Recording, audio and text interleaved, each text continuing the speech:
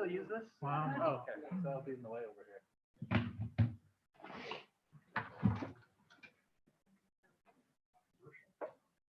Well, that's that concept of it. We're gonna be back here. We all.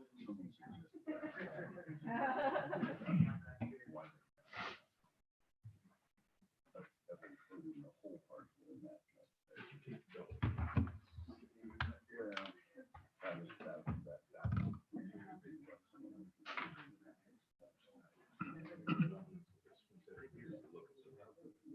That's what I mean, it's just, it's one way of.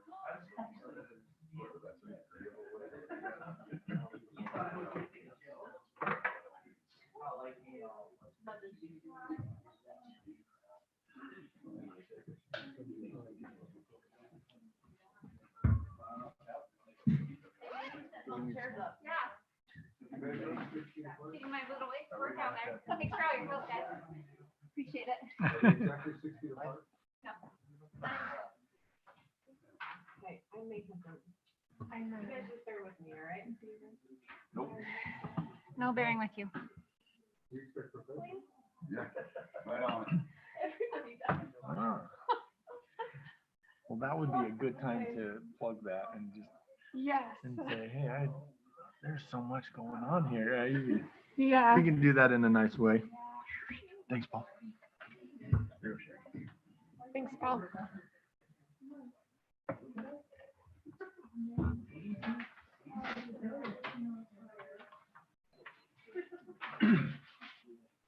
Mayor Pro Tem.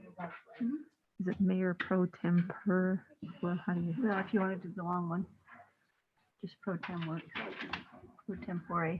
You want the- That's how you say it, Pro Tempore. Dave. So I was just doing a roll call agenda, a roll call vote. That's okay. It's overkill. It's not necessary on everyone, but it's okay. Ordinance and resolution usually roll call and the other stuff. Okay. And then on,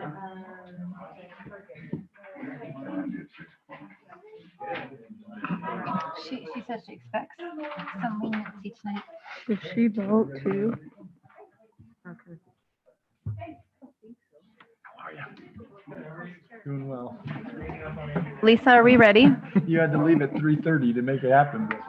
All right. A while since we haven't had a. Yeah, the other as soon as chair's that still up, project I know, finishes, I need a gavel. It's gonna be way worse. Seven There's no more meters.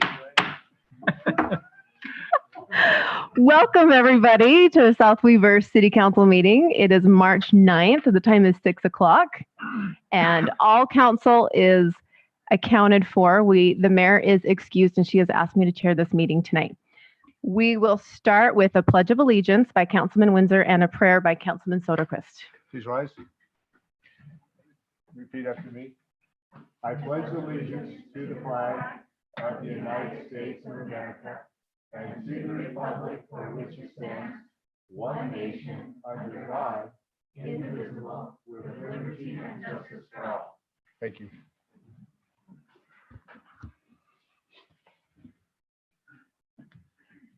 Our dear Father in heaven, we are grateful together this evening, grateful for this good city and community that we are part of. We're grateful for the opportunity to discuss and look forward to things to help improve our city and to manage and take good care of the resources and opportunities that are before us. We're grateful for the good men and women who serve this community. Pray that I'll continue to guide and protect our emergency personnel, fire and police and others. We are also grateful for the decline in the coronavirus issues. Pray that it will continue and the vaccines can get out to the people that need them.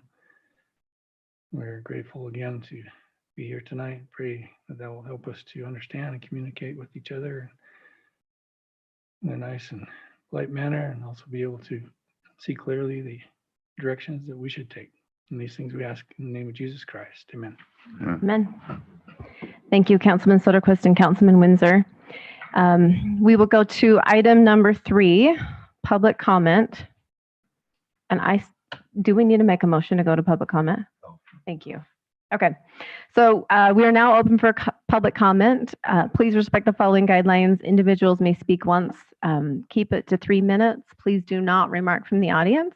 State your name and address when you come to the pulpit, and comments will direct the entire council. We are now open for public comment.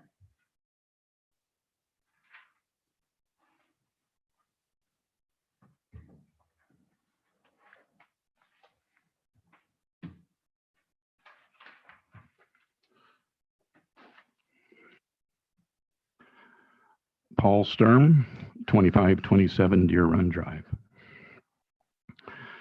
The first comment that I have is a general comment, and it's a public comment on House Bill 98. I understand that the city has been very anti-House Bill 98 for very good reasons. It is my understanding now that House Bill 98 passed and is awaiting the governor's signature. As of today, the state legislative website still shows that is in the Legislative Research and General Counsel enrolling. And I was just wondering how that came through, but I was informed that that is the process. It has already passed the House and the Senate. Number two, what can South Weber City do to ensure that all of the timelines thrust upon the city be met so that the wonderful developers can't bring in their own hand-picked representatives to do their bidding? What can we do to prevent this from happening? Can we pass a resolution that states that these various documents, with timelines can only be delivered to the city at a specific time during the week so that the city can be responsive and meet these new deadlines? Do we have a timestamp machine to accurately document when a document is delivered to the city and signed / initial so that we do not get hoodwinked by a developer? Something I found out about 5:30 tonight is one of the key issues is builders scheduling multiple inspections on the same dwelling. This clogs the inspector system, and it could lead to gaming the system. And there also is an issue of correcting deficiencies that were found during the inspection. The next topic is agenda item 4, comments on South Weber Gateway concept design. Suggest that the developers, designers of the South Weber Gateway project thoroughly review the YouTube video from the 17 November 20 City Council meeting. Several of the City Council's comments concerns still have not been addressed in the sketch provided. The next item I'd like to address is somewhat a repeat of what I presented on 17 November 20. For the original townhome area, the proposed development shown during the meeting I addressed parking as a concern. The issue of parking for the homeowners and their visitors was a major issue for the Lost Townhome development that had to be addressed before any approval was considered. The same needs to be done for this development now that it is proposed as all townhomes. Please review my public comments made during the 17 November 20 meeting that mentioned inadequate townhome parking. Please note that the number agreed upon by both the city and the Lost developer was 2.5 parking slots per townhome unit on average. This should be the standard for the city. Number 3, a major concern that I have has to do with the developer counting the uses within the project area 2 or more times. With an R7 designation, that is the city's present maximum density for housing units, how can one propose a not to exceed of 100 townhomes on the approximately 11 acres when the northern portion is being proposed as commercial? That amount of land needs to be deducted from the overall acreage when computing the land area available for townhomes. The current sketch shows 74 townhomes. Why state not to exceed of 100. How is unbuildable area considered in this calculation? Number 4. Hopefully, the developers will address their anticipated development phases plan during their presentation tonight, since that will have a large impact on project considerations. This has not been accomplished so far as previously requested. Thank you. Thanks, Paul. Thank you, Paul. Oh, you gotta open your bucket. Oh. You want me to do it? Okay. That way I'm touching what I touched.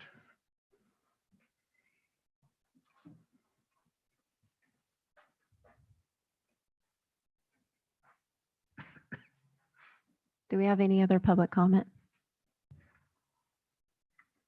Dave, do we have any public comment online? We have 2 sign up, but neither one are logged in. Okay, thank you. At this time, then we will close public comment. I would like to make, I would like for the council to entertain moving agenda item number 8 ahead of to right now, so that if we have any youth that need to take care of any homework or anything, that they could attend to that. So, do you have any objections to that? Nope. Nope. Okay, we'll move on to agenda number 8 then, which is Resolution 21-15, Youth City Council logo. The South Weber Youth City Council have created a logo to represent themselves and the city. As such, the logo needs to be approved by the City Council as an official logo of the city for the foreseeable future. We have members of the Youth City Council here to present this to the council, and if they could come forward to the podium at this time. Please give your name and address and tell us why you chose this logo. Yeah, Maggie Heyer, Jenna Johnson, Lexi Alberts are here to represent our Youth City Council today.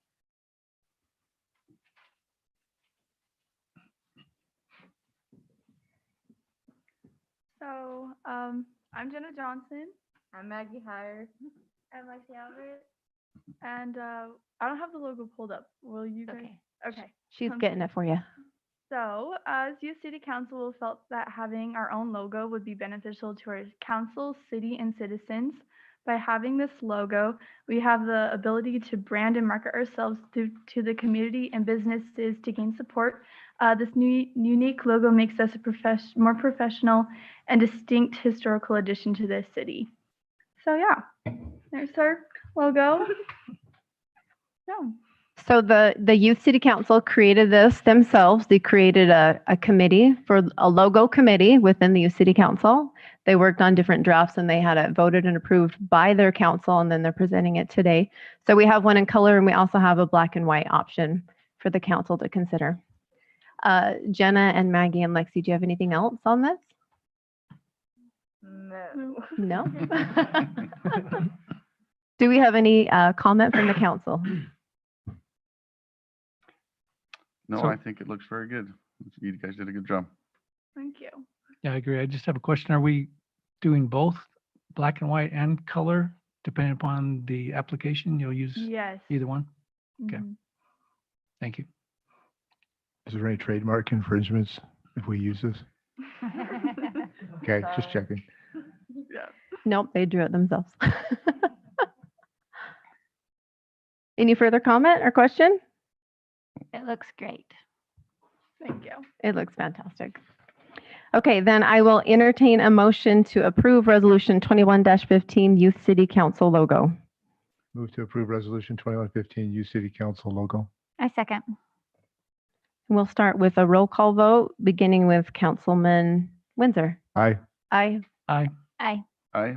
and the motion passes unanimously. Thank you, girls.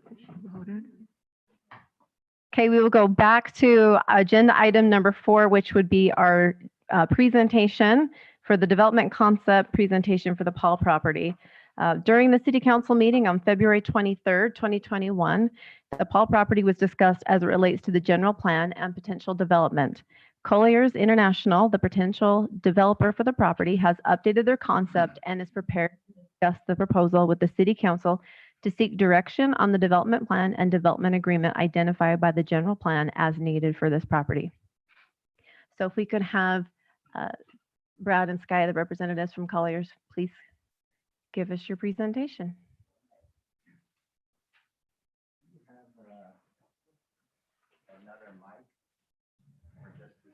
You can use one of those.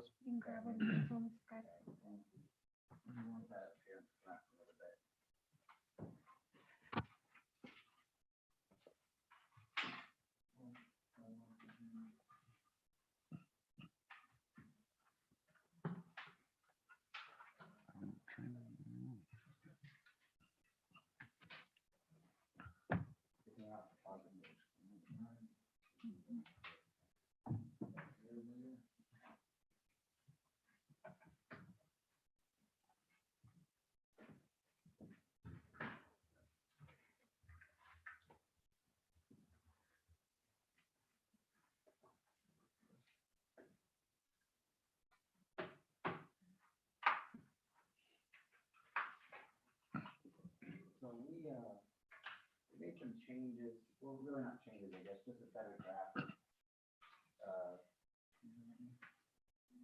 What we had already sent in. Is this something we could pass out? Sure. Thank you. There's copies for you guys as well. Thank you.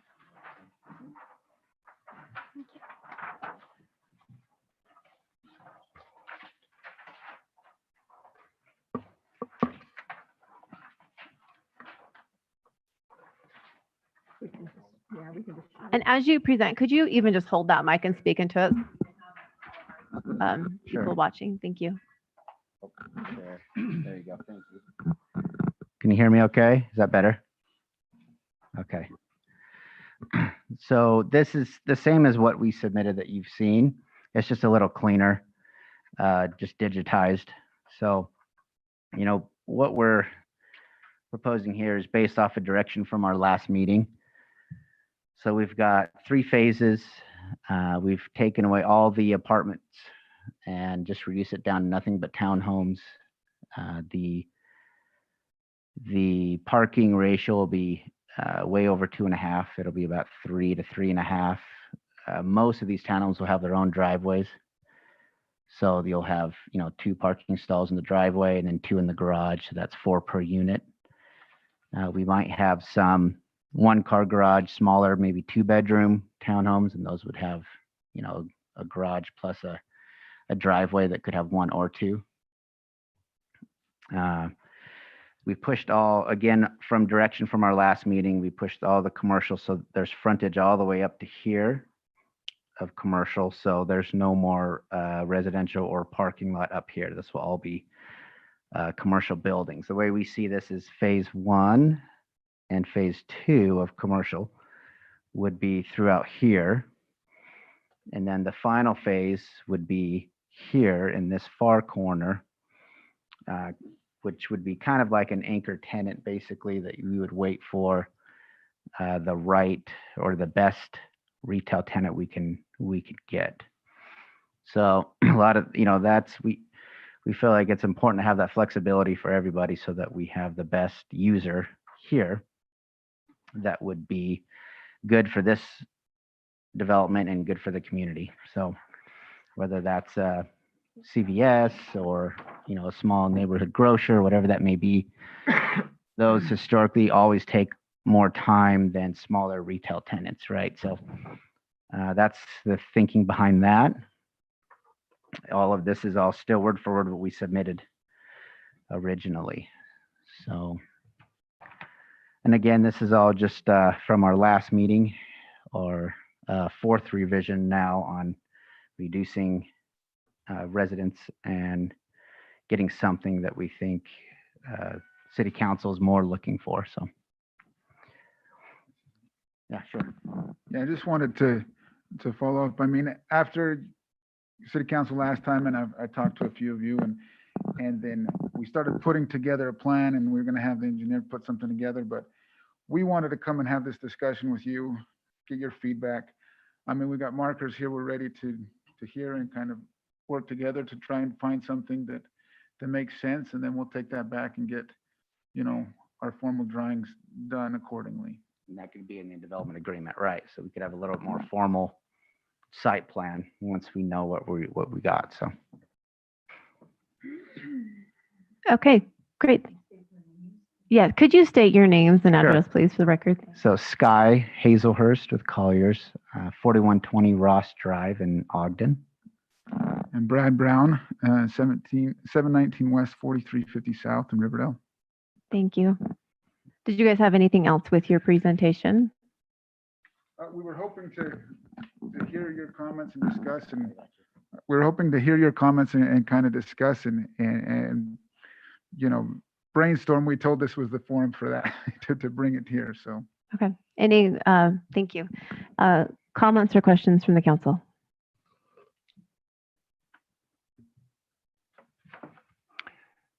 So I'll start, I guess. With this new proposal, did you lose any of your prior commercial tenants? So far, no. We did lose the overall amount. We came down about 3,500 feet, but so far our builder partner is okay at that 15,000. And so far, we still have our 2 drive-through tenants here that are willing to just kind of be relocated. So I think we're okay.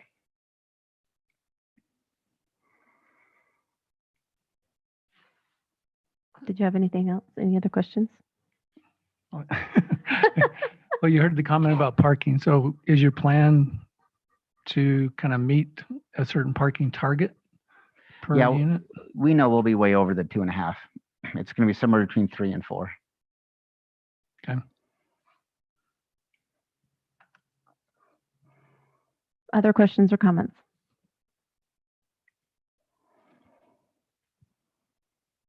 I have a lot of questions and just debating back and forth on where to start, but is there a reason why you brought, where you had the previous commercial with, I know I'm just curious what the reasoning was of where you had the ice cream parlor and all, and I think it was drive-through coffee or something, I can't remember what it was right there. Right. Why you chopped that back to residential? So we knew that 15,000 was kind of our limit with still trying to make it work when we got rid of the apartment building. So we just pushed it all that way. And this is enough ground for 15,000. So, and it flows nicely here. So obviously we don't have this designed yet, but this roadway can come through here and it just kind of works as kind of a bend of townhomes. It just kind of works. It flows pretty good. So.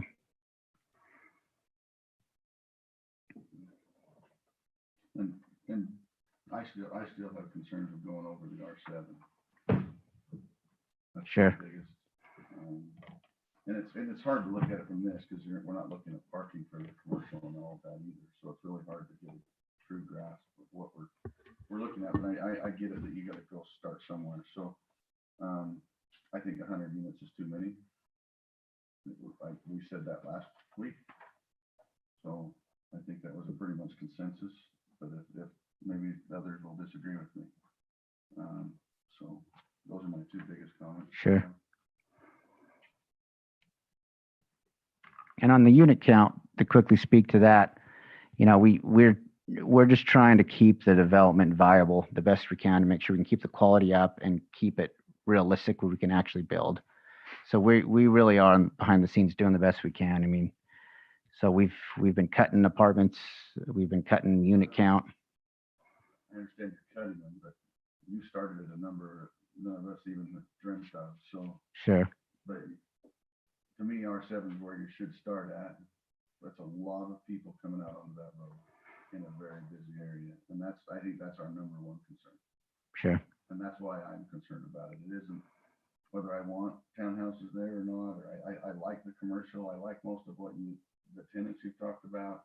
I'm concerned with that many tenants or that many people coming in. Sure. And if you have a 4-bedroom place, you have 4 people with cars, that's a lot of cars. Right. And I know that going in and out for work, school, whatever it is, Sure. that's a lot of traffic. Right. And we have, right now our plan is only 3 and 2 bedroom, but to your point, I do understand there will be obviously an increased amount of impact on the road. And we're happy to do, to have a traffic study that will show what the impact is now versus after. So, and we can make that as part of the development agreement.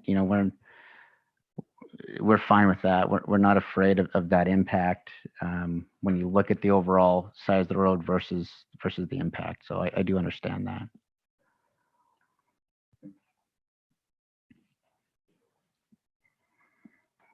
Councilor Alberts is taking notes. I'll take this opportunity. First of all, thank you Sure. for being here. Thank you. Presenting this information. And I do believe the landowners do have the intention of making something very viable and very beneficial for the community. And I appreciate their attitude moving forward. However, I will reiterate what I said before. I am not happy with 100 units or even 76 units. My voice last time was at most, I would do R7 on 50%, which in my numbers, that's 35. And it all comes down to transportation, traffic, congestion, all dumping out on a very busy street. You put anything more than that, you're talking 100 units, that's 200 minimum trips. And it's going to be more than that, plus the commercial on top of that. The viability, I can't speak to that because I'm not the seller. I don't know what the price is. You got to make it work for you. But any development agreement or plan that comes with anything more than 35, I'm voting no. Sure. So I have a couple of questions. You have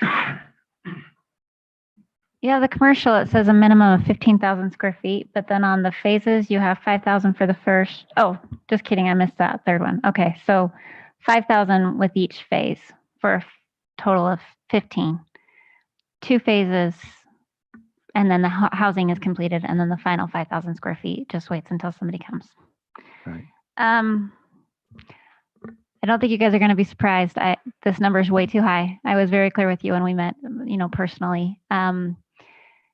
The amount of commercial is still it's actually a concern for me. And I relayed that to you then. I really, really am worried about empty storefronts.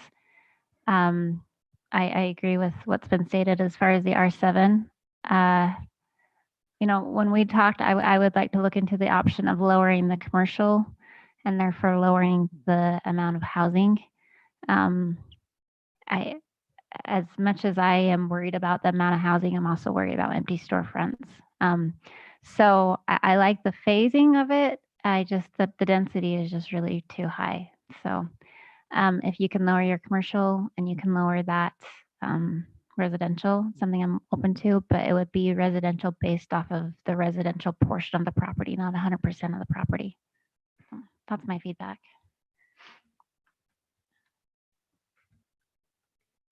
Any other comments?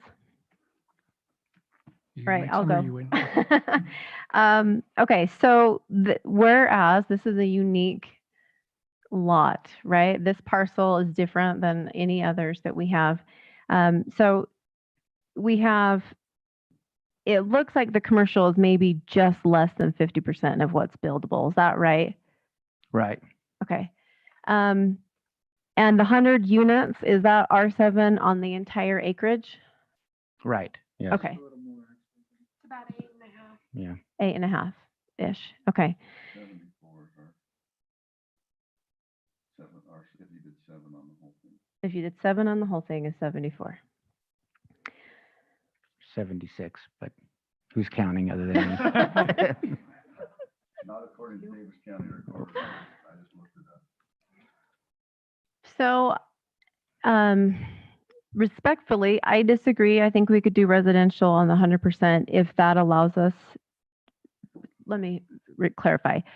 R7 accounting for 100% of the parcel, if that allows us to continue to have this commercial to make the development viable. So I know that I disagree with my fellow council members, but I feel like if we can still get this commercial base that we want and actually keep this in a commercial highway zone and allow for the 74, as Blair looked up, 74 units, I would be okay with that. And there is a safety concern there that we'd have to mitigate, but I feel like that would be appropriate.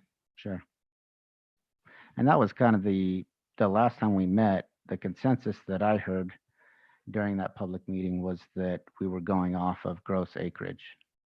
So Wayne, I remember was. against it. I don't know if you had majority there or not. I know that it was mentioned, but I don't know that it had majority there. I recall the question coming up, what the definition was in our density and the, no. You gentlemen. Yep. Did we ever get a clarification, or is that the density for an R7 and any of the others, is it based off of entire acreage or only usable acreage? What was- That's a decision that you get to make as part of this project specific. It was not defined in the code anyway. No. Well, typically you There's don't no have, code that yeah, applies. typically you Right, but I don't, mean, if we had an R7 zone, Yep. it'd be the it's whole- over all of the acreage that Okay. is, yes. Can I I just, think that's the hard part, is that we're trying to come up with something specific to this parcel that's not right? currently there. And that's the point, yeah.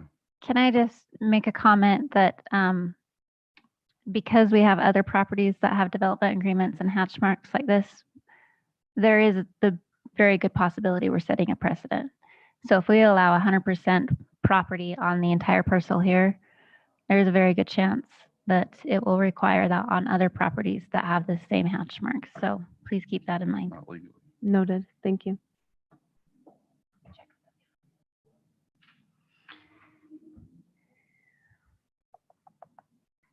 Any other thoughts? So I have a couple comments. Obviously, anything beyond an R7, you're not going to get approval for that without us seeing and understanding. We don't want to give a blank check, so to speak, but I understand and appreciate you coming to try to get guidance so that you can make, wise decisions. One of the questions I do have, though, is doesn't our code require 2 entrance exits if you have beyond so many units? And so would we have a second, Yeah, there's two through the commercial? You'll go through the commercial. right. So yeah, there's 2 here, then this is a fire access here. Okay, so it's not a solid Third, right, commercial. Yeah, we haven't, It'd be like you had before. we right. haven't changed anything on that. I want to hear your guys' feedback. Typically, we hear often that this much commercial won't succeed in South Weber. What is I mean, I know that you have a few LOIs, but 15,000 square feet, how do you guys feel that would fare in South Weber? We've presented something that we think we can deliver on, and our builder, Mill Creek, is fine with this. If it was 25 or 30,000, I think it would be much more of a risk. But nobody on my side is worried about delivering on 15,000. And what does Mill Creek anticipate having come to that area? So, we just go off general commercial retail uses or retail/office uses, anything that's neighborhood services, all of that. So, yeah, and that's kind of what these shops are for. And then that final retail pad here for when we get a more, 5 to 10,000 square foot user. And which phase is the third phase? Is that on the further west side or the east side? We would earmark that probably here on the east side. Okay, so it's the east side that would sit empty until something came? Yeah, I mean, that's kind of how we've thought about it. It doesn't, all the frontage is pretty good frontage. So it's, I don't think that there's an issue with where that pad is. I think it's just responsible to market that pad to get the I'm right not users. necessarily worried about where that pad is. I'm worried about it sitting empty for who knows how many years. The pad, you mean? Mhm. And I mean, it's all commercial, right? You can't guarantee when and exactly what goes in. And that's no different here than anywhere else in the country. But what we can say is, more often than not, when you see activity and you see residential coming and you see cool concepts and restaurants coming, you are going to get activity. If you can get a deal done, that's what needs to happen, but you will get activity for sure on that 5 to 10,000 foot, what we call kind of, mid box user. So Councilwoman Alberts, if I'm hearing you, you'd feel more comfortable with some of the residential coming in phase 3 at the same time as that last commercial? That would be a good negotiation in all that, for sure. I do have, so would you leave that phase 3 for 1 or 2 buildings, a 10,000 or 15,000 square foot building? Or would you be open to doing 3 smaller buildings if that's something that comes? Yeah, that would be fine, right? Okay. Typically if you're 40 to 50% committed, you can build the building. So if you get, like you said, 2 smaller interested tenants or something, then you can go ahead and finish that building out. Okay, thank you. Of course. I got 2 questions. The first one leads into the second. So the backdrop, the presentation you made last time underneath the colors here, how many square feet of commercial was it from the main entrance west? Do you recall? You were about just under 16,000 From the main entrance? from here, No. or from here. Here, no, there to west. Okay, so you were, let's see, 1, 2, So we had 3,000 and then 4. so it was about 15,000. Yeah. So you had 15,000 there, and I recall you had, I think it was like 34 townhomes directly behind it.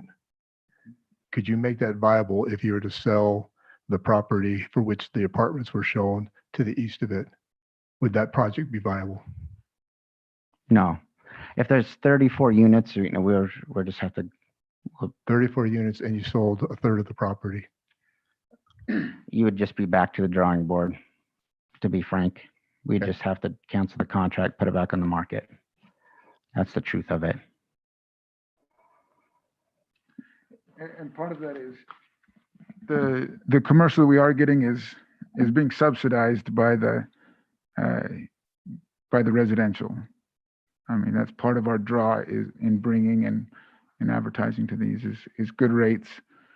Construction's high right now, and that's what you're seeing with Dan Murray's project across the street. So. Yeah. Any other comments from the council? I have one other one. And Brandon's not available tonight? Okay. Because one of the comments that came up last time was just the amount of utilities, sewer, all that downstream of it. Do we have a limitation on how much can be in this property that we need to also take into account? Yes. The easy answer is yes. There's a finite amount of space in the sewer system. However, the number that was previously analyzed was 150 equivalent residential units, ERUs. So that would encapsulate all the commercial and the residential space as one number, up to 150. I would say that when that was done, that was based on the modeling that is required at the state, and we are working on actual numbers and developing an understanding of our actual numbers. And so the knowledge we have right now is 150 ERUs. Thank you.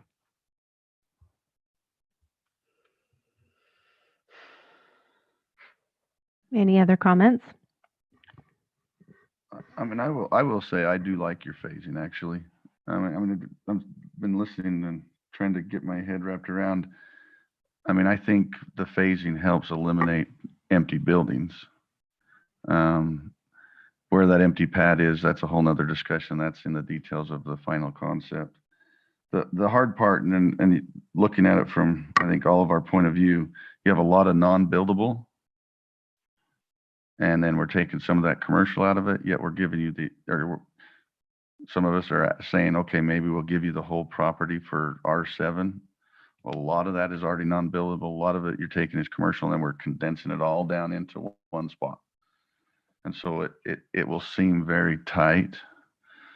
And so that's where I flip-flop back and forth on how many it is. It's 10.7 acres, 75.11. if you want to get down to the brass taxes of it. That's what the county recorder says. So if that's what it is, I mean, I would consider that. I mean, I do think that would be giving a whole lot on our side of it. I know that you may not agree, the property owner may not agree with that. And then if that doesn't agree with it, then I think we just leave it commercial highway, just like it's going to be. So, Sure. and I think that was said very clearly last time. Based on that orange section, how much acreage do you think that actually is there that you're putting the 100 units into? So, you're roughly, let's see, so the non-buildables, 3, 6, yeah, I'd say about 6 acres. The orange is about 6 acres. Correct, roughly.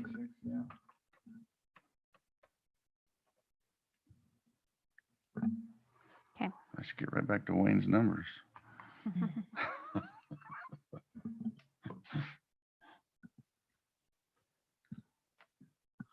And to your point, Councilmember Halverson, I do see that there's, this is not an easy movement on the council's part either. And we understand that. And that's why we've been taking the time to visit and to learn and to try to make something work. We really I are. agree. And so and maybe that's where the biggest compromise is, is to do that 75.11 number. And we go back and make it work and see if there's concessions that the owners are willing to do or not. But, I would like a vote tonight so we know where to go from here, something. We won't make a vote. We can give direction, but we can't make a vote. Okay. Well, if it's enough of a direction that we can start something, that would be nice as far as a development agreement. So, To that point, Dave, our next step, once we kind of give direction, the developers would then present a concept to the committee of this development agreement committee, which consists of Blair and myself. We would meet, we'd come with a development agreement and present it back to council. Is that correct? Is that where we're at? The two things that need to be put together are the development plan, right, on their side, and the development agreement, which would be worked on jointly by that committee. Right. Exactly. Okay. So the direction tonight is for that committee. So you and Blair and the rest of us, staff and the developer, know what direction the council would like us to take as we put pen to paper for a development agreement. Okay. Thank you. And I, just to reiterate to the council, I mean, the whole reason to bring this to the council is so that if we put in the development agreement, R7 on the whole property, and we put that in that agreement, they go through the whole plan, that they had an idea of, was that gonna pass or not? I didn't want to waste my time, their time, right. everybody else's time. And so I get why you want to, I mean, we gave a fairly clear action on R7 a week ago and gave a vote, and it didn't come back that way. Yeah. So it rubbed me pretty wrong. Yeah. I see. And maybe I took that. You didn't listen. And maybe I took that wrong. And so I do understand where you're coming from. And I think there's a way to make it work. I have to talk to, decision makers on our side, but I would sure love to try to make that work at your number. And that's what I can say tonight. But we would have to find out would that be an acceptable number on the development agreement? If that's the number that got put on there.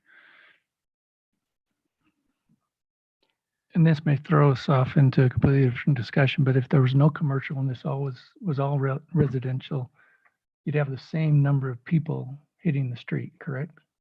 Well, it's currently agricultural, so. Well, I just- know. I'm just saying from a comparison standpoint, Well, if it was all residential, you'd get 9 houses on it as it is. right. Yeah, I'm Saying if it not was saying as R7? is. I'm just saying we're talking R7. Oh, yeah, if it was Right. R7, What was it? 7.3? 75, roughly 75.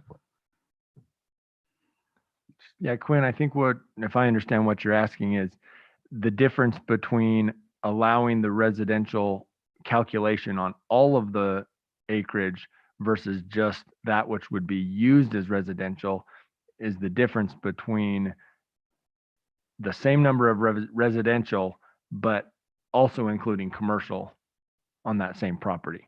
So That's- if you say allow residential on, or allow that R7 for the entire, 10 plus acres, then you're adding commercial on top of that. So it's kind of a super R7 in some ways, thinking about it like that. Or you're flipping it in your mind and saying it's commercial property that you're also allowing some R7, but you're using that entire acreage as the calculation. That's the crux of the negotiation essentially. Dave, and I don't know if this isn't a question that I can bring up here, but if the development agreement, I mean, typically, and maybe Sherry, you can relate to this as well, but I know this isn't typical, so this may be a hard question to answer, but is it possible for us as a council to work on the development agreement without the developers? And we get kind of an idea of where we're at for these properties, and then allow the developers to work with what we have decided or to amend what we have decided, rather than That's how it was. co-creating it with the developers. That's an option that the council has for sure. It's just how ultimately both sides have to come to agreement. And so whether or not you want to draft language and send it their direction and they then mark it up and say, these are the things I'd like to see differently, or you work it out and talk through it and then put it on paper. It's the same. I just wonder what the ultimate- value is for that, where we're not They weren't in our meeting. right, but for future meetings, regarding future meetings, if our committee members could bring something back for the council that says this is our number, rather than having two committee members and the developers kind of be like, all right, well, see if this number works, see if this number works, and we keep going back and forth. Are we going to be able to add more value to a time to just say, okay, council, what is your number? And kind of work from there, and then let them know this is where where the council is at. Or I guess what I hear you saying is, I guess to maybe maybe I'm looking at the wrong. Take this conversation that you're having now and do it another time. But it has to all be sitting right here anyway. Yeah, we can't Right. all discuss it. Right. Well, I was a committee, but yes. Yeah, I agree. I know what you're saying. I would be a little hesitant to fully go with that direction, because if you set a number and then they come back with a design that meets that number, but you end up not liking the design, I think it's easier to have them present something and then evaluate it, rather than picking out a number and then you run the risk that you don't like what they come up with, but it meets what you've told them to do. So Is there provisions within the development agreement that where we could amend the plan that they make with that, or there's based on that number within the development agreement? Yeah. I'd maybe have to ask Jamie specifically about that, but I think, yeah, Okay. you probably could, I think, but It feels like we're playing a little game of tug of war, and I'm just wondering if there's a better way to be a little more efficient. Sure. Just for reference, we did, Blair and I on the committee met with David, Sherry, Brandon, and Jamie, and we had a discussion with the development agreement, and we thought, Yeah. we need to bring this to the council so everyone can discuss this, so everyone is aware, so we're not just wasting everybody's time. So we kind of did it that way and thought maybe this might work better. No, I'm not speaking to that previous meeting or even this meeting. I'm speaking to future meetings going forward. Just wondering if there's a better way to maybe communicate. I see what you're saying. Although it makes it hard when we can't really communicate. So If I can ask a question of Sky and Brad here, in this blue section of commercial, what's the acreage on that? About 3 to 3.5. Okay. So we have 6 and 3 approximately, and another almost 3 of non-buildable. 10 points. No, No, about almost no, 2. 2. Yeah. Yeah, this is probably closer to 2.5-ish. The non-buildable. I still feel like an apartment complex would make this look not as crunched. Like if you had an apartment complex back there where it says non-buildable grade right back there, and then it was open, it would look better aesthetically. I'm sorry, but And Angie, that's where those opinions come in, because I agree with you, but and that's, so I don't know how to deal with that. because if you look, if we just take this parcel and look at it aesthetically, a taller building right there against that bluff looks better with a commercial in the front, a taller building in the back. It's not impeding anyone's views, and there's more open space throughout the whole parcel. But when they had commercial, how many units did you have? 175? 180. 182. So you nearly almost doubled your residency units too.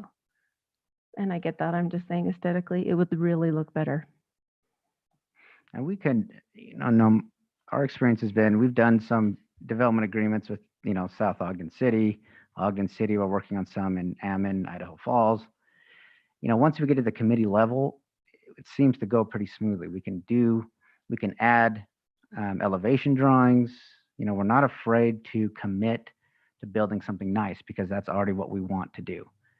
So, a development agreement, a lot of developers shy away from because there's so much more control the city has. That's the fact.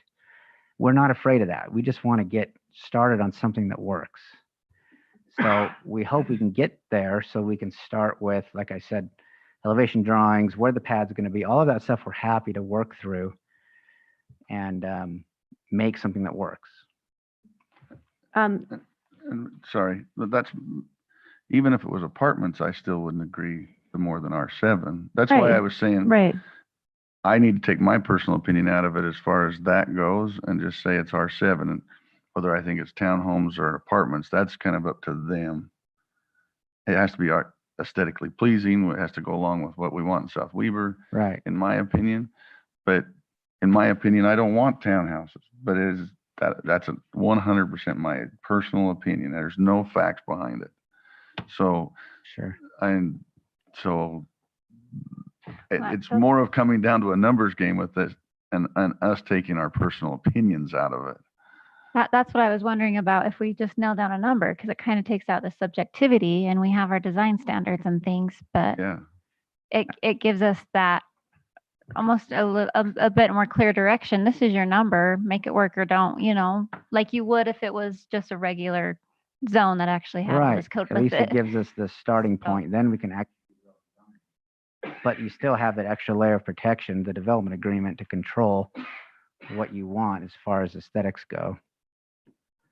And then it goes back to planning commission and the whole process. But We start all over again. yeah. That's what we do.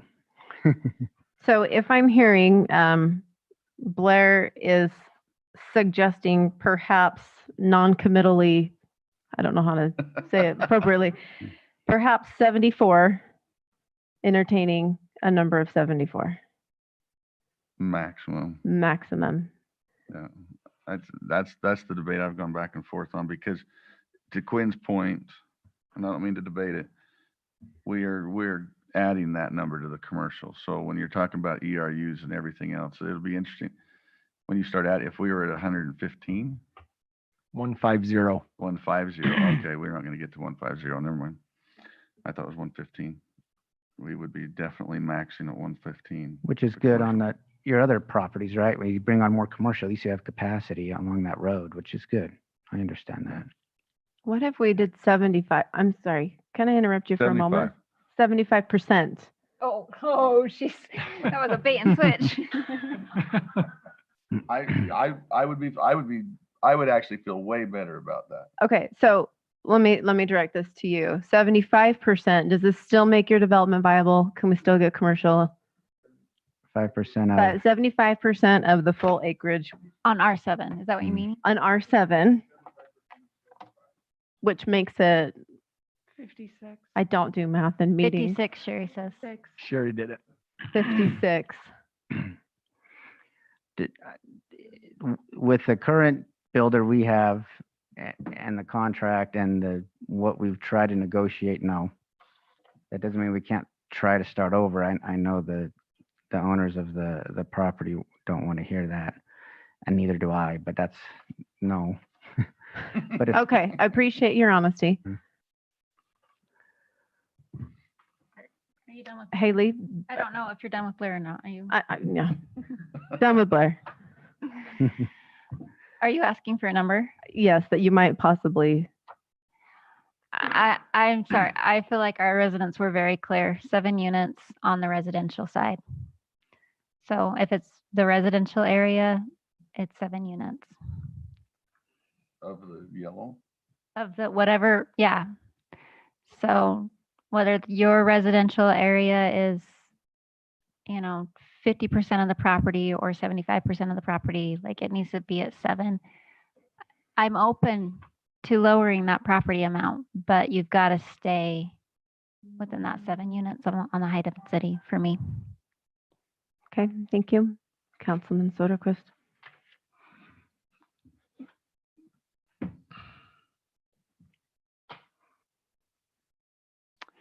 I understand the R7 and I understand,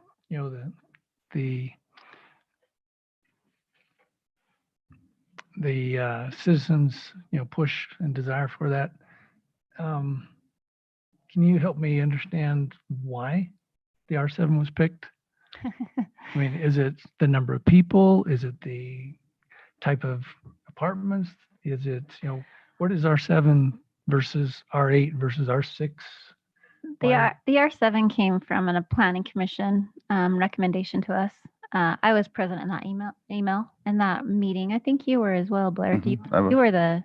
You were the official Well, role it at that actually time. started in our general plan. I think Councilman Windsor actually brought some of that up, but we were actually trying to calculate the numbers that would be on the larger pieces of property potentially, and what would we want, and what could we handle for our infrastructure. And really what the difference is, it was a recommendation, but there is not a recommendation. Like, they didn't have some factual science behind what's the difference between R8 and R7 was what we felt the city could tolerate. Wayne may have a better answer for that question, but And if I just might We add, had R30 at one time and the city did not.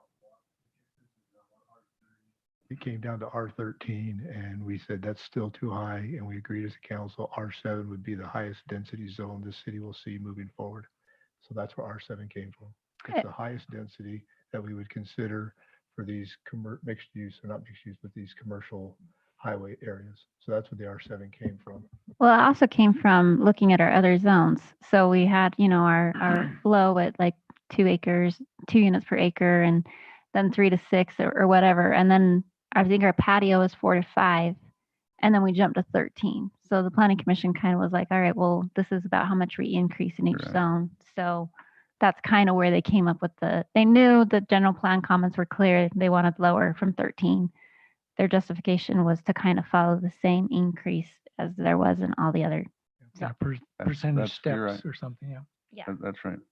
Yeah, and my reason for asking is not necessarily just the number, but is it infrastructure? Is it number of residents? Is it type of building? Is it, because if I understand that background, then it helps me understand future proposals, because somebody may come in with the R7, but it violates one of the other reasons we came up with R7. And so that's more just what I'm asking.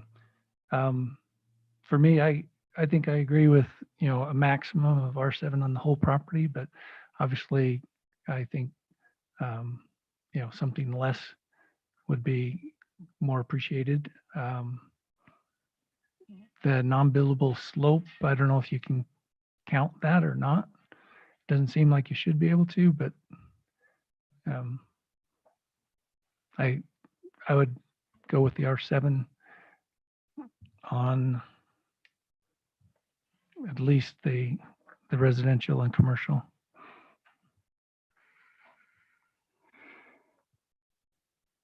As a Okay. maximum. Okay, thank you. Wayne, why don't you go? I was wondering if you're going to ask me. I'm going to qualify this because I don't want the games to be played and with our statement. I would say R7, on that area, you choose to make residential only, provided that residential area doesn't grow to be more than 50% of the buildable space. So I don't want you to make it 90% residential and just one little block of commercial and then try to put as much housing for one little block of commercial. Looking at the balance you have right here, that was just an orange, R7. But, you know, I wouldn't make that orange any bigger. And I wouldn't fit more than what that area can encompass for 7 units per acre. Well, I'm not 75. If that's 6 acres, that's 42. And that's coming a long way for me because I don't want to see any residential units on this land. So that's the most you're going to get out of me. Sure. And I think, and you made that clear last time as well. So I appreciate that. And I also want to be clear. I mean, we're trying to keep a viable development with 15,000 square feet of commercial alive. And we're trying to work hard for the Paul family, you know, and I think 74, 75 units justifies us continuing down the path, I hope. And everybody on our end has to give a little and we can continue on. But anything short of that, you know, that's a little bit of a surprise to me. I must have misunderstood the first time we met on the gross acreage. And so I'm not sure where to go from here, but I do want to let you know that I think anything under that 75, I don't know what we're going to do. That's just the truth. I think we've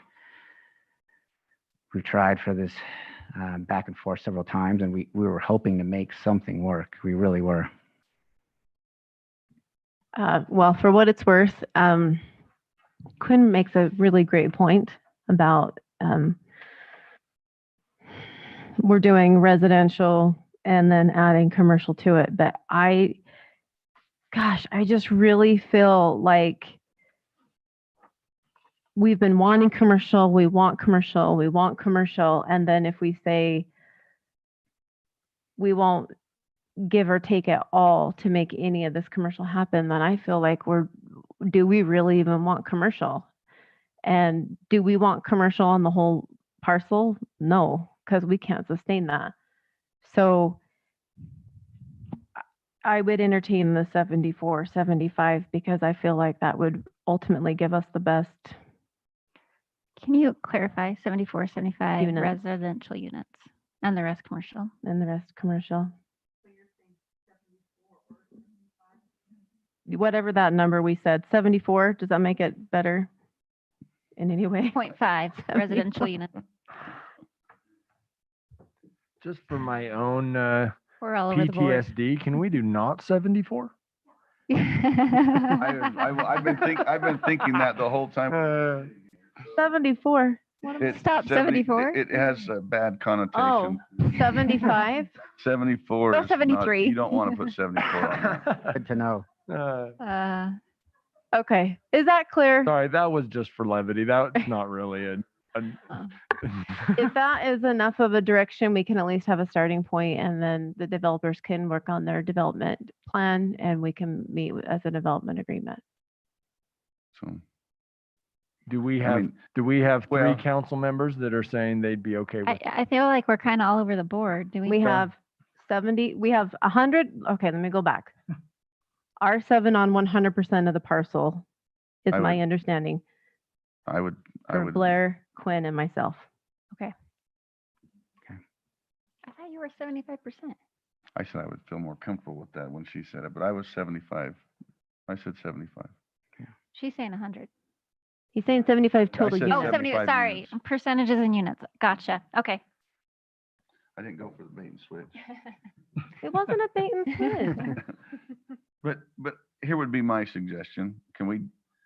That we put before they would, can we put the development agreement?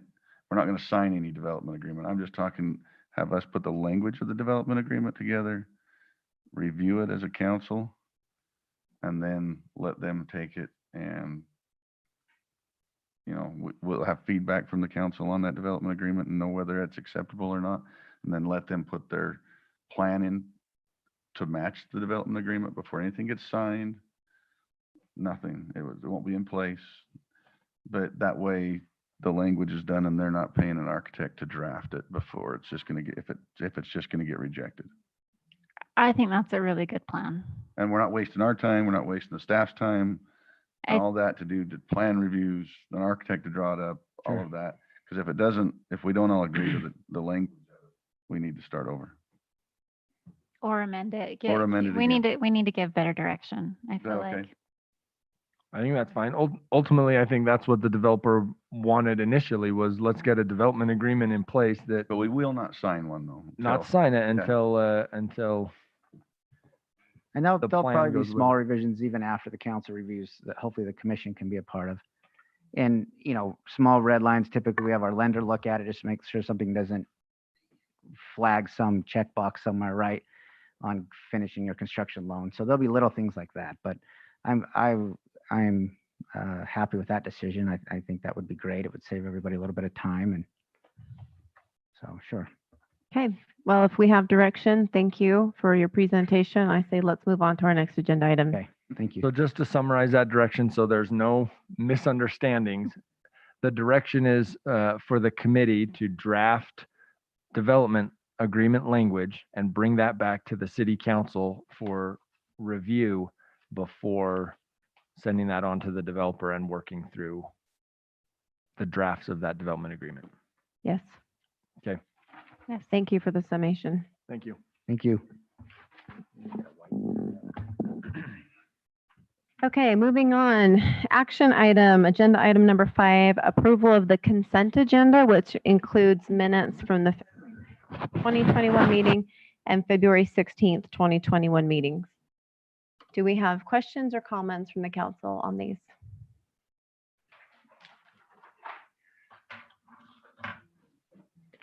Move to approve the consent agenda. I have a motion to Second. approve and a second. We'll start with a roll call vote, beginning with Councilman Halverson. Aye. Aye. Aye. Aye. Aye. I don't get to vote, is what Wayne is saying. No, you get to vote. That's what I thought. You don't vote for the mayor, but as the mayor pro tem, you still get to vote as a member Okay. of the council. Okay, so thank you for keeping it. Okay. So the motion passes 5-0. Okay. Four. Oh, Five. I still get a vote. Oh, right. Okay.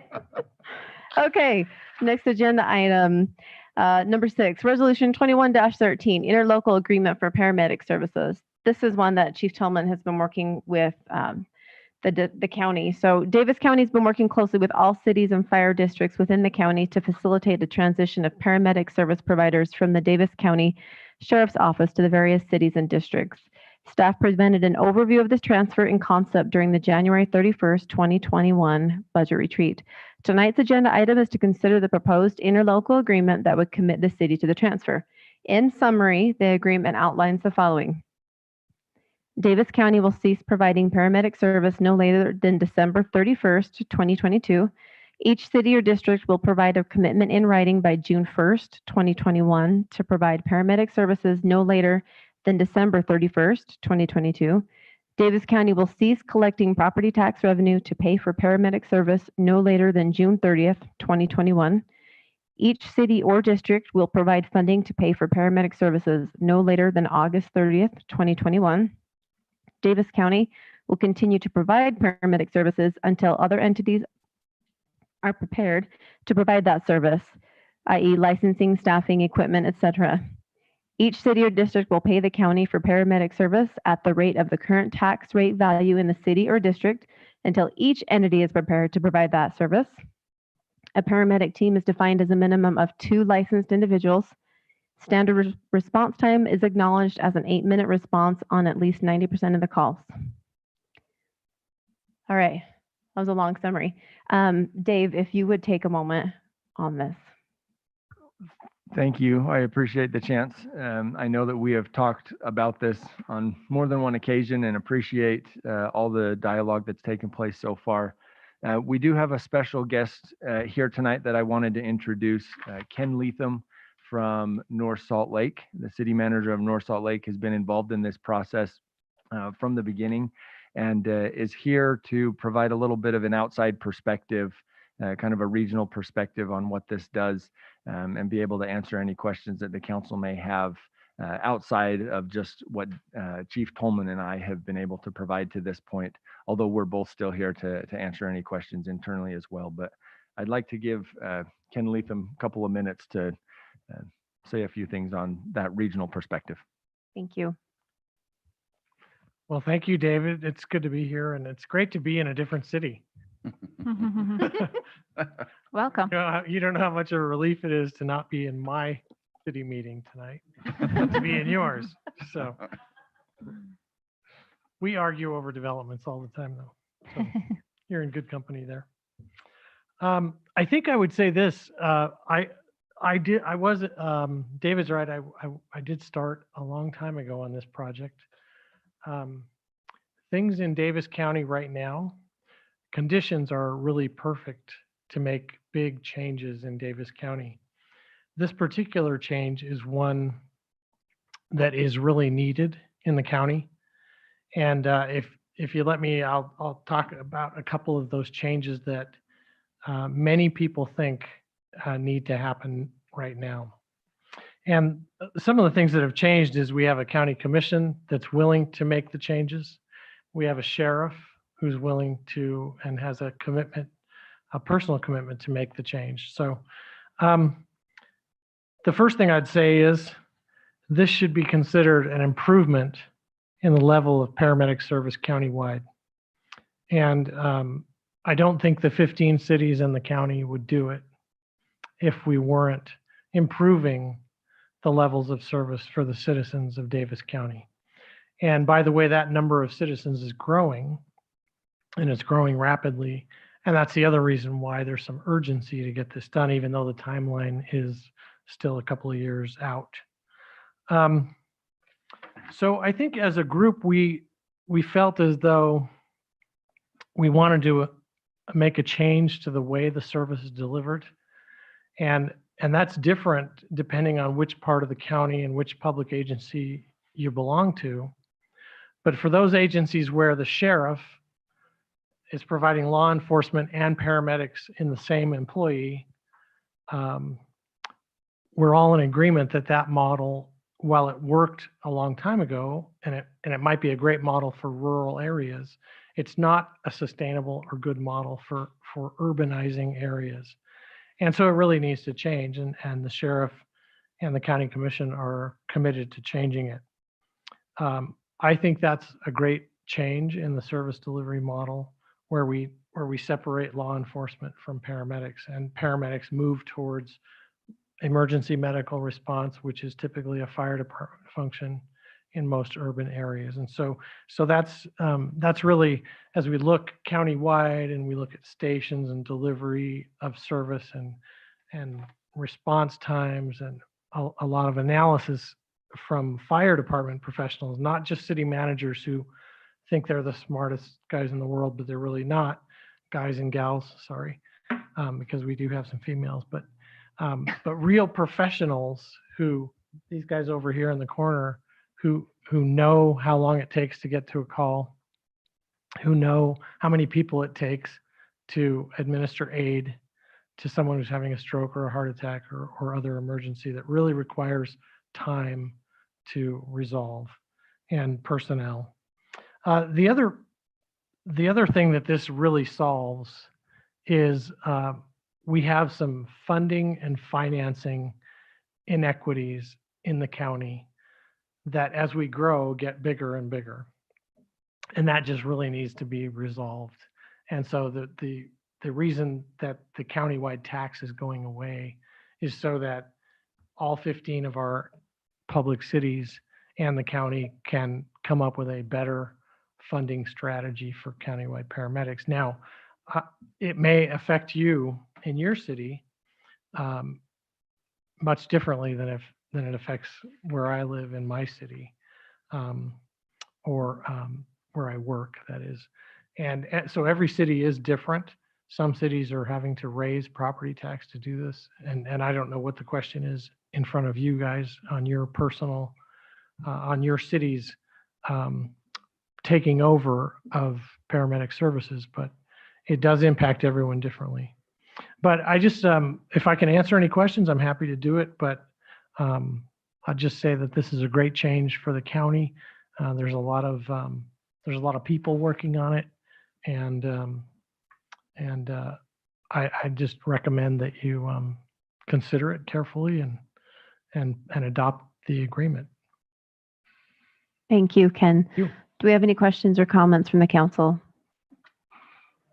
I don't have a question, but I just want you to know we appreciate the time you've put into it. And with Chief Tolman and everything, we've been aware of this for a long time, and we think it'll be a very good change.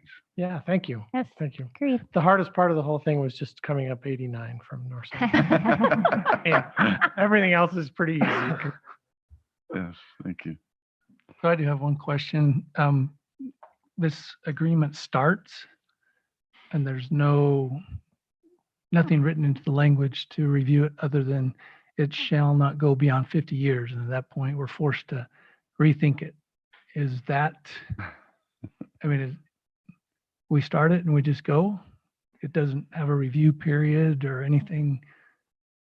Yeah, the concern was actually on the reverse of that idea of people wanting to get out of the agreement, Right. not the length of time once the change happens. And so that's why it was put in like that. The legal team from the various entities that was involved in drafting that, and then discussion was, we want to make sure that there's not an easy out, right? That if there's somebody who, an entity that decides in a few years that, well, maybe we want to do something differently, that they can't make this whole collaborative effort fall apart. And so that's why that language is in there that way. Okay. But it is a little bit different than agreements that are sometimes interlocal that do have a timeline and a review period and whatnot. But this consciously did not have that. And for the record, I'm supportive of it. Just saw that it was open-ended. It's just so that 15 cities can all hold hands while they jump together into whatever pool they're jumping into. Cliff. I just have two questions on the agreement, and I'm not sure if you or the chief would be best for this. On number 3, it just says about their agreement won't be surrendered until the jurisdictional authority is authorized to provide the service. Chief, when will that take place? Will that take as soon as we sign this agreement, or how long will it take you to get authorized? So the state of Utah Bureau of EMS has a set standard as far as 30-day review period before they issue license. So for us, it depends on when we choose to apply for our license, depending on the SAFER grant. If we wanted to do it this June or this July or next July, it's kind of up to us. But both licenses can work within conjunction of each other. And so really, it'd be up to us as a city and then up to the Bureau of EMS to come out and do the inspection. And they're required to do it within 30 days, but it doesn't always happen within 30 days. And we were talking about doing it this year in the last Public Safety Committee meeting, were we not? Yeah, correct. Can you go into the SAFER grant a little bit? Why that would be beneficial this June or next June? So really, the crux for us is the three-handed staffing. We don't want to commit to a level of service that we're not capable of providing. And so until we have that three-handed staffing in place, we don't want to commit to that level of service. Okay. And so the SAFER grant will, if we get it this year, we'll make it so we can move forward with that level of staffing this current year. Okay. And then the other question I had was number 5, letter B. It just talks about the maintenance of the license. What does that entail exactly? So each year there's an annual EMS inspection where the state comes out and makes sure we're meeting all current requirements. And we also work within the county EMS committee to make minor changes. But the decision was made 2 years ago, basically county-wide with the exception of, I believe, South Davis and Layton, to all just stick to and follow the state standards and not have many variances from there. So those inspections are just to ensure that we as an agency are meeting the state legal requirements. Okay. And then does the application of the maintenance require any fees or anything financially? We have to pay the annual inspection fee for their personnel to come out and do the inspection. Okay. Do you know about how much that is? It's usually like $150. Okay. Thank you. Mhm. I got one small nit. I know it's per our city code that the city manager would sign agreements, but this is not a procurement document or a construction agreement. you notice in here, every other city has their mayor signing. I would encourage whatever motion is made that if we go to approve this, that we approve it and ask that the mayor sign this representing the city on this agreement. Do we have any objection to that by the rest of the council? I don't, unless there's a reason. The only reason would be that our city code specifically states that the city manager signs contracts. That may be a little bit unique to our city. But in this case, I don't think there's anything wrong with the council saying that they would prefer that. There's a history as to why that got put into the code a few years back, but I think there's a history moving forward that the council can make a motion and request the mayor sign the agreement if we so choose. I think this one would be appropriate. So are you suggesting in place of or in addition to? In place of. Is that a motion? Or I guess, no, we can't do that. Call. Okay. Any other comments? Nope. I appreciate everybody's work on this. This is fantastic. I think this is a great step forward for the whole county, really. So thank you very much. Yes, thank you. With that, I will entertain a motion to approve Resolution 21-14. Oh, no, let's not do that one. Let's do 21-13, interlocal agreement for paramedic services. Mayor Pro Tem, Mayor, I make a motion to approve Resolution 21-13 interlocal agreement for paramedic services. Is that with the change No to change. signature? With the change signature for mayor Sign rather it. than city manager. Second. I'm going to get this one of these times.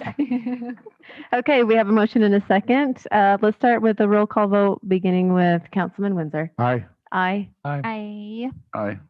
And the motion passes 5-0. Thank you very much. Thanks for you. coming. Our next agenda item, agenda item number 7, automatic aid fire agreement. The language in the previous agreement did not clarify this is an automatic aid agreement, not a mutual aid agreement. This new document is an automatic aid agreement. It means we will continue to support each other and on calls in Uinta, South Weber, and along I-84. This change is due to the acquisition of Uinta by Weber Fire District, and this was just to make sure we had the same document signed, correct, Chief? Any questions from the council? No. Then do I have a motion to approve or deny Resolution 21-14 automatic aid fire agreement? I'll make the motion to approve Resolution 21-14. second. I heard Wayne first. Motion and a second. Let's start with a roll call vote with Councilman Halverson. Aye. Aye. Aye. Aye. Aye. And the resolution passes 5-0. Our next item would be agenda item number 9, Resolution 21-16, First Amendment to the Development Agreement for Riverside RV Park in South Weber. A little bit of background on this. The development agreement for the Riverside RV Park was approved on June 9th, 2020. A pre-construction meeting was held on October 26th, 2020. Thus far, the developer's contractor has been focused on clearing and grubbing the site. The developer recently approached city staff and asked about potentially changing a couple of items from what was originally approved. As both of these items are addressed specifically in the recorded development agreement, these changes are required to come to the city council for approval as amendments to the development agreement. So we are addressing specifically section 17, which is landscaping, and section 19, which would be approval of the setbacks, but specifically just the fencing. So Dave, could you give us a little more background on that? Yeah, so the developer approached us with the request to consider these amendments. And as was outlined, there's only the two. One is a change in landscaping. The original development agreement made it very clear that the landscaping plan that was submitted was the one that needed to be followed. And so they, I can let, I think McKay can explain some of the details about why they wanted to make that change, but they requested a change to the landscape plan. And when they approached the city, we looked at that development agreement and it said, you can't make a change unless the development agreement is changed. So that's a decision that the council gets to make if they would like to allow that change to the landscape plan. My understanding is that the change to the landscape plan involves a couple of different things. The main thing is to reduce water usage.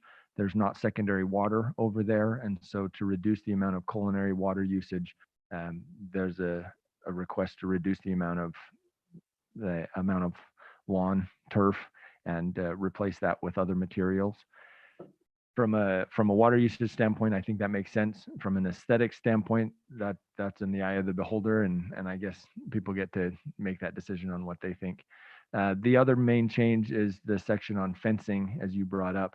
And originally, the development agreement had a masonry type fence with the wire on the side closest to I-84. And as the developers got into the process and looked into that, would like to change that to, rather than that Rhino Rock material masonry type, actually put a solid masonry fence there and not do the wire. Staff's perspective is that is a welcome change. Thank you. And we do have the representing Riverside RV Park. Thanks for coming. If you want to come on up to the podium. Do we have any questions or comments from staff for McKay?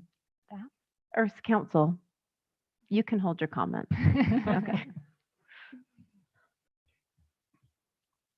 Removes us. Sorry, I guess I'll be the first one to jump out. No, you're okay. I hate rock.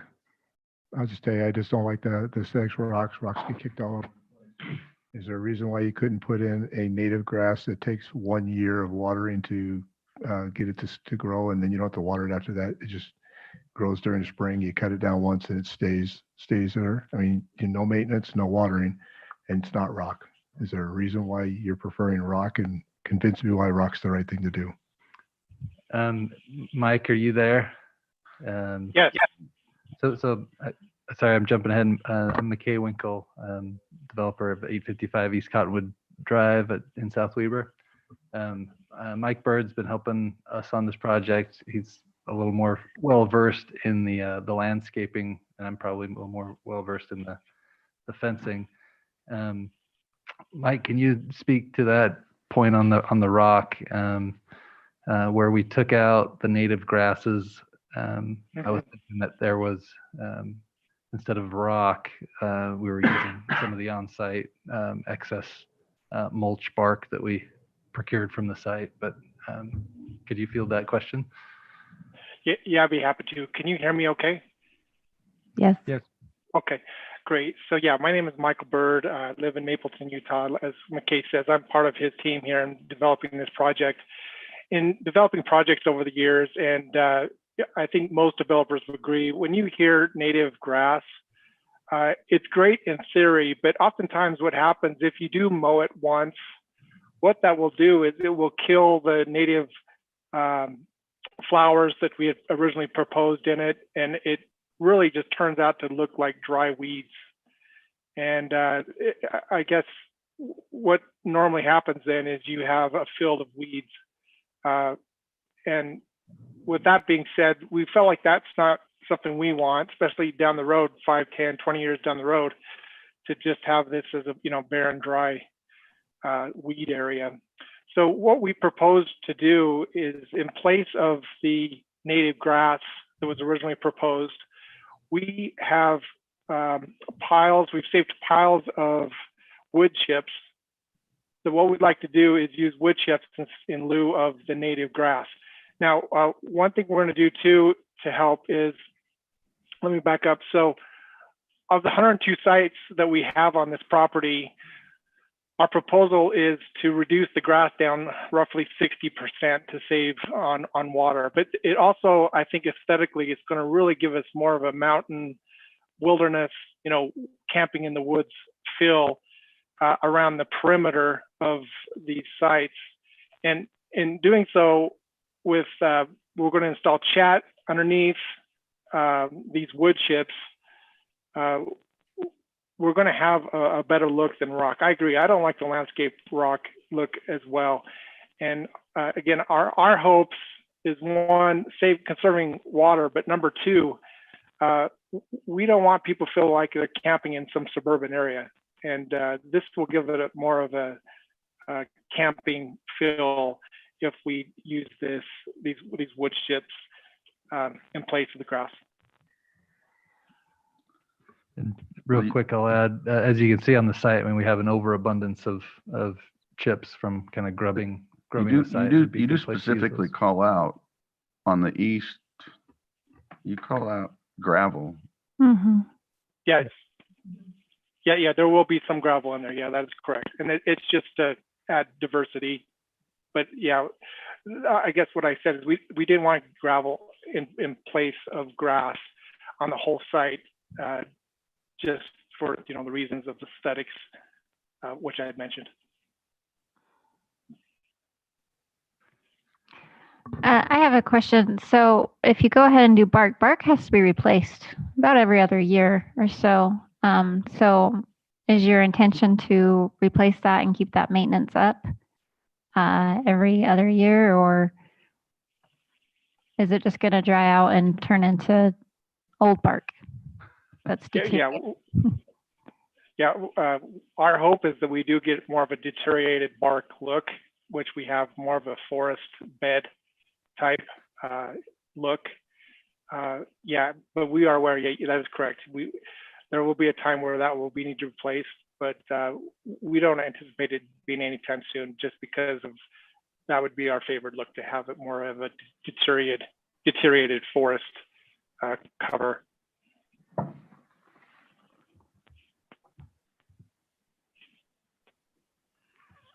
What was in the tent sites before this? Was it also the gray chat? That is correct. Yes, that hasn't changed. Can I ask you why you're putting rocks where tents will be? So the chat is more of a compacted soil. It compacts really hard, and when it gets wet, it absorbs water, and it's not the landscape rock that's been designated in other areas. So it's more of a flat, dirt area, like you'd find on a mountainside. And that you're replacing that throughout the middle section of the park by the restrooms. And sorry, I'm trying to describe this to you over phone. Sure, it's yeah. kind of hard. And between each of the stalls on the south side. Yeah, let me kind of go over that real quick. I don't know if you have a drawing of that, but I can kind of describe it real quick. I think we're going to pull it up here for you. Okay, great. Yeah, well, you're doing that. So basically, when you go to the entrance, which is the top left hand of the map, by our registration building, the swimming pool, we are going to have a grass. We will irrigate that area for amenities for our guests to have a recreational place. The whole perimeter has RV spaces. They will mostly be chat material with bark chips around that area. In the inside perimeter of the site where our RV spaces are, that will also be Kentucky bluegrass that we will irrigate as well, along with our other landscaping plants, shrubs and trees. So if you move down further to the east, which is the down lower right-hand side of the map, we get to more of the chat for the tents and a mixture of chat and wood chips there. Hopefully that answered your question. I'm going to have you look at the screen here. So Lisa, if you when you're able to figure out, if you zoom out, it may help. And then scroll up to the big. If you go to page 70, page 70 probably would be the map we'd want to look at. Just one up. There you go. So looking there by I believe it's a restroom that's just to the west of the tent sites, that brown building. Yes. So that was grass, and it's now going to be the chat, the gray chat. Yeah, that's a no. great question. Yeah. Yeah. So Down- what down on that the east originally, side. yeah, Okay. next to that brown restroom area that you identified, that originally was going to be our dog park as an amenity for our guests. We felt that it would probably be better if we located it to the farthest east part of our project. And if you could scroll down just a little bit, we can catch that tail end that we can't see on the map right now. Yeah. Yeah. So you can see if we moved from the brown restroom area down to the page where we followed that road, that parking area stops where our campsites are. If we go a little bit further past the trees and that green speckled area, there's a blank land that we own right there, a blank area of land further. Yeah, right there where your hand is. Yeah. We're moving the dog park over in this area. One, it's a longer dog run, and we think that it'll be better as far as smells and other reasons, that would be a better location. And so we moved the dog park there, and then the area you're talking about, just to the west, northwest of the restroom area, we just wanted to make that look somewhat nice, and our landscape architect felt that that would be a good solution in place of the dog park. Okay, so it looks like half of these sites have grass and half of them do not. Is that? Yes. Well, it's roughly about 60% of the sites will not have grass and 30% will. Okay, well, I'm just going to give you my 2 cents. Being an avid camper, I would definitely recommend more grass. I feel that that's way more aesthetically pleasing than rock. I think I agree with Councilman Windsor. Even the compacted rock, if you're going for aesthetically pleasing, I feel that's very subjective. I feel like the grass was definitely more beneficial to our park users and the overall look of the park. Yeah, and that was our original intent too. We had all of the sites having grass, but again, because we found that there was no secondary water, and that being a priority for us as one who loves to protect the environment, we felt like having 11.6 acre site being irrigated by city culinary water is not a very environmentally wise thing to do, let alone the expense would be astronomical. So we had to find some other ways to shortcut, and this was our solution. And just to clarify it too, those perimeter sites that don't have grass, that's where we're going to have the wood chip look on top of the chat. So the light green is the wood chip? Yes. That's not what, no. I don't think that's what I think the wood chip. that's the kind gray of chat brownish. is what Yeah. it's calling out on your schedule. Right. Mhm. I'm sorry. Yeah. I'm sorry. Yeah. I can't see the colors too well, but you're talking about the areas kind of by the. Yeah, I see what you're saying. Yeah. Yeah, that's correct. So I guess I have a question. Some of it says gray chat and then mulch over to the side, and other parts say gravel. So which one is it?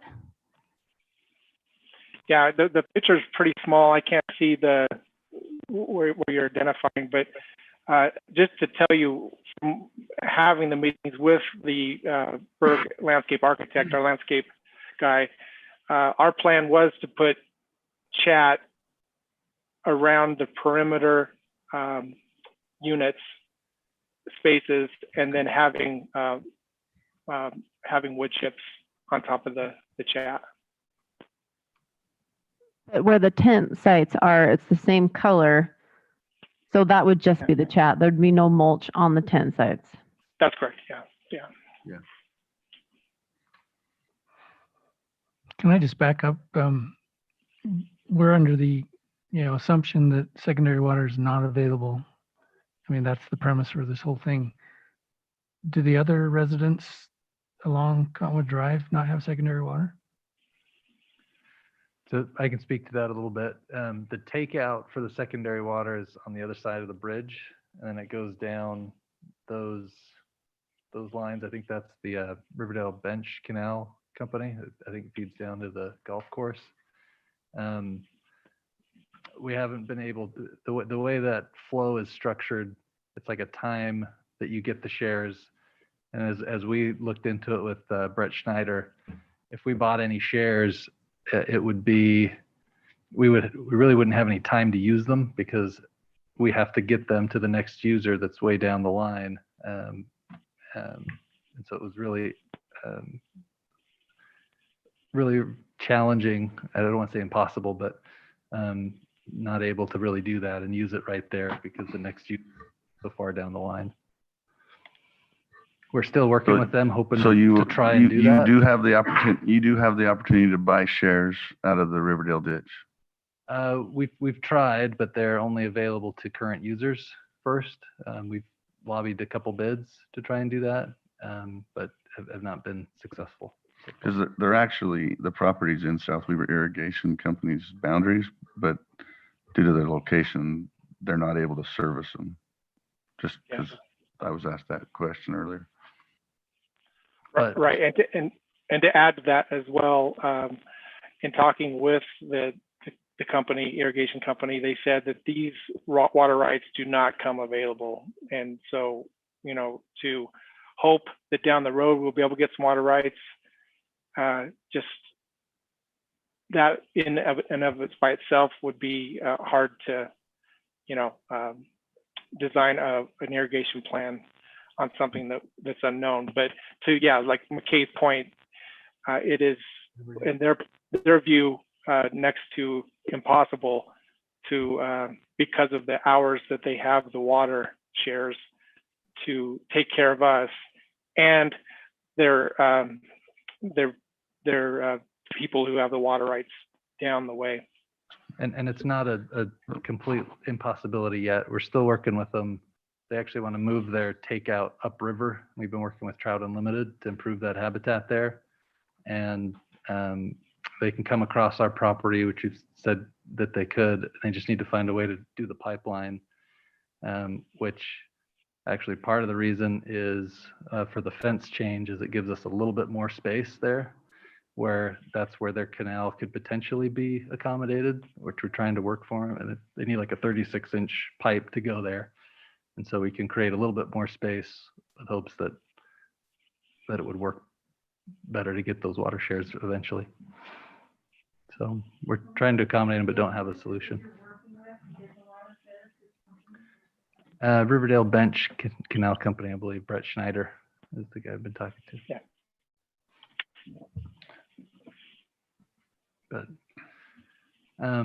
But back to the comment about the native grasses. I mean, I don't know landscape that well, honestly. And if it's, I'm not opposed to native grasses if they stay looking good.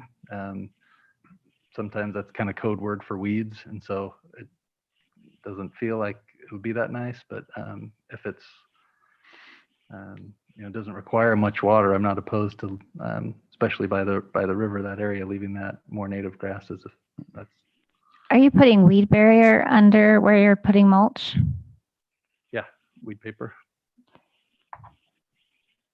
So going back to just letting the mulch kind of degrade, eventually you're just going to have exposed weed barrier unless you're going to recover it. So sorry, I keep hitting on this. Keep it up. I mean, you will keep it up. It wouldn't just turn to dirt or weed barrier. Yeah, Okay. it would. And we would also have to do some pre-emergent suppressant on that if that happens down the road. But either way, if it's with natural grass or this route, that's an issue we'll have to run into, we will run into down the road as well. Are we able to change some of the proposal today with you guys if we were to say, well, let's keep this one area native grasses as opposed to the plan laid in front of you? Let me, go ahead. It is an action item. Okay, it is an act. So I mean, I'm okay with where you have the bark. I'm just trying to picture it as there's a lot of this now turning gray versus green because the rock is a gray rock. I mean, if you pull it up online, it's a gray rock. It's what a lot of, I understand you go out to Antelope Island and look at theirs, they have that compact gray, and I'm assuming it's the same type stuff, but it's not attractive. I can tell you that. And McKay, you've sold us on attractive Yeah. a long time ago. So I struggle with as much of this park. When you look at that big picture, that whole perimeter is now gray gravel and gray bark because it's going to turn gray. You know, right now it's nice and green and brown or whatever, but it's going to turn gray over there, and you're going to have. To me, that's not attractive, and I don't know that I would accept that much. I get it. Water's an issue. Water's something most people look at when they purchase that property. Okay, so that's what water shares are, and that's what water you do when you purchase property. So I would really struggle to say let's change all that to that gray. We've sold this on something that's going to look nice, and I don't think that's going to look nice. Again, it's an opinion, but on this one, I'll give you my opinion. The bark, I don't have a problem with. I'm almost right there with Blair. As long as the bark is upkept and maintained, upkept, whatever the word would be. But the gray, I really, really hate it. And you know the history of this RV park. Your site plan was one thing I did agree to. If it looked like this, then I probably would have voted no to that one too. So I really think adding those components really do make it aesthetically pleasing. You know, when you purchase the property, even when you brought the plan to us, that you would not have secondary water, that it would be culinary. I understand that, but that is what you brought to us. You understood that at that time too. So I really struggle with that gray rock. The dog park, I think that's a great change. And if you want to do just wildland grasses or something where that dog park was originally, I think that would be fine. But that's a lot of gravel that you're changing out for grass. So I'm not in favor of that. But I love the wall. That's great. If I could make a quick comment on the rock, we can change the color of the landscape rock. It's not necessarily the color. It's the Yeah. fact of how it looks. Just you're trying to change the whole 3/4 of this park to gravel. And that's not what was approved. And I was one of those ones, and I can't remember who else. You I don't know what you're going to say. on the committee. Oh, I yes. mean, that went through Oh, this. Blair whole- keeps forgetting all about Okay. Angie. I hope Sorry, we're not Angie. I hope we're not causing But- PTSD tonight. That is something that we went back and forth and specifically did for a reason, stated those things for a reason specifically.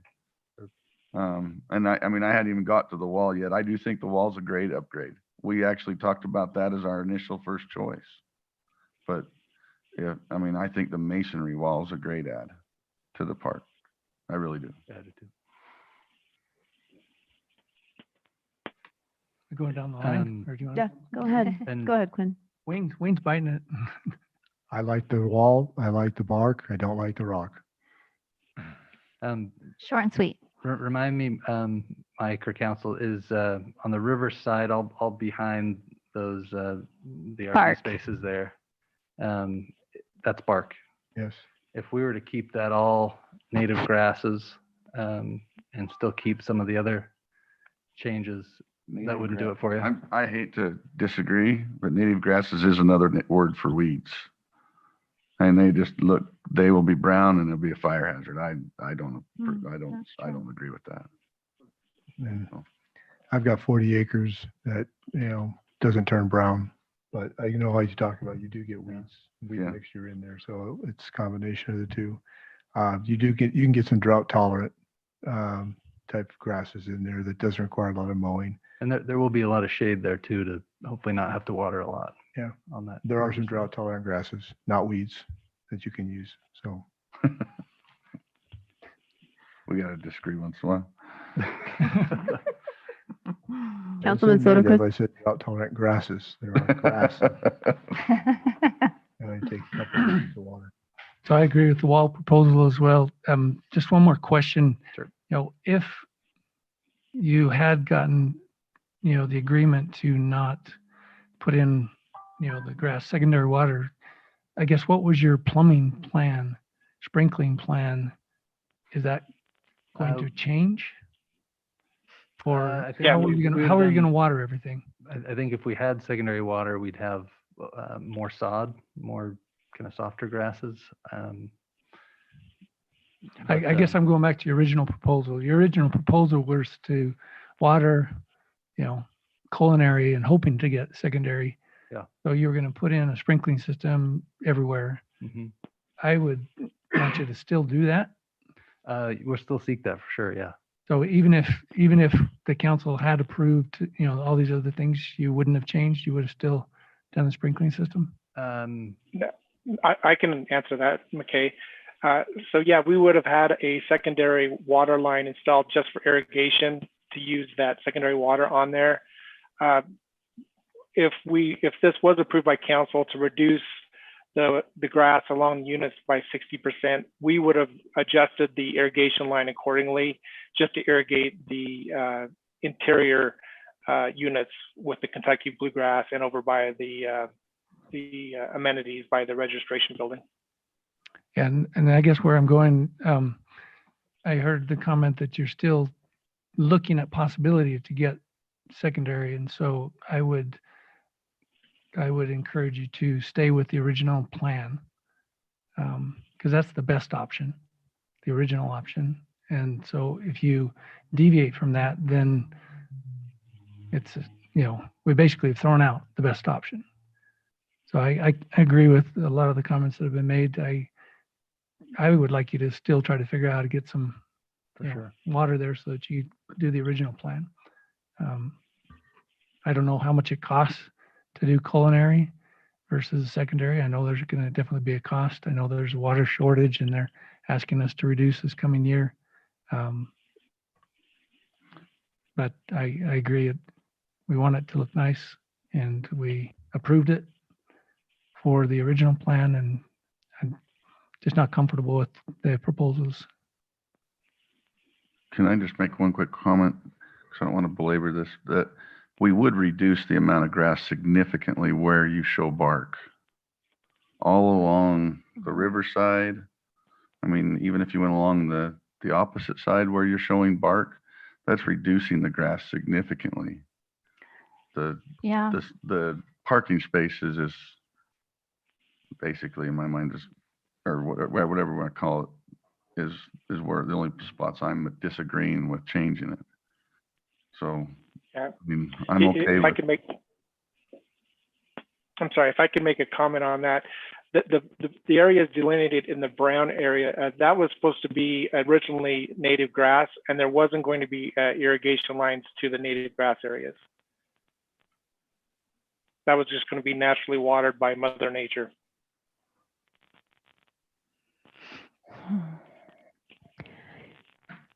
So what, my opinion here, I was thinking as when I first reviewed this that saving water is great and we're supposed to do our best to save conserve water.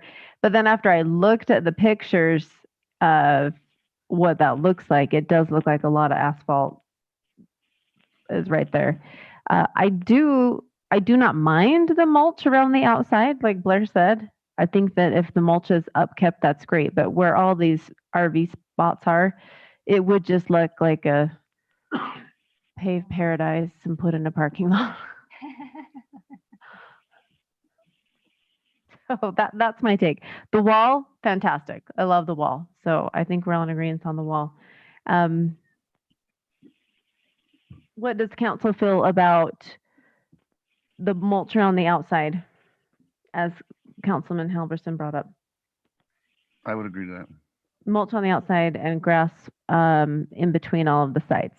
Yeah, I think there's some areas, small areas that could be done with the other way, but not all those parking, not all the RV spots.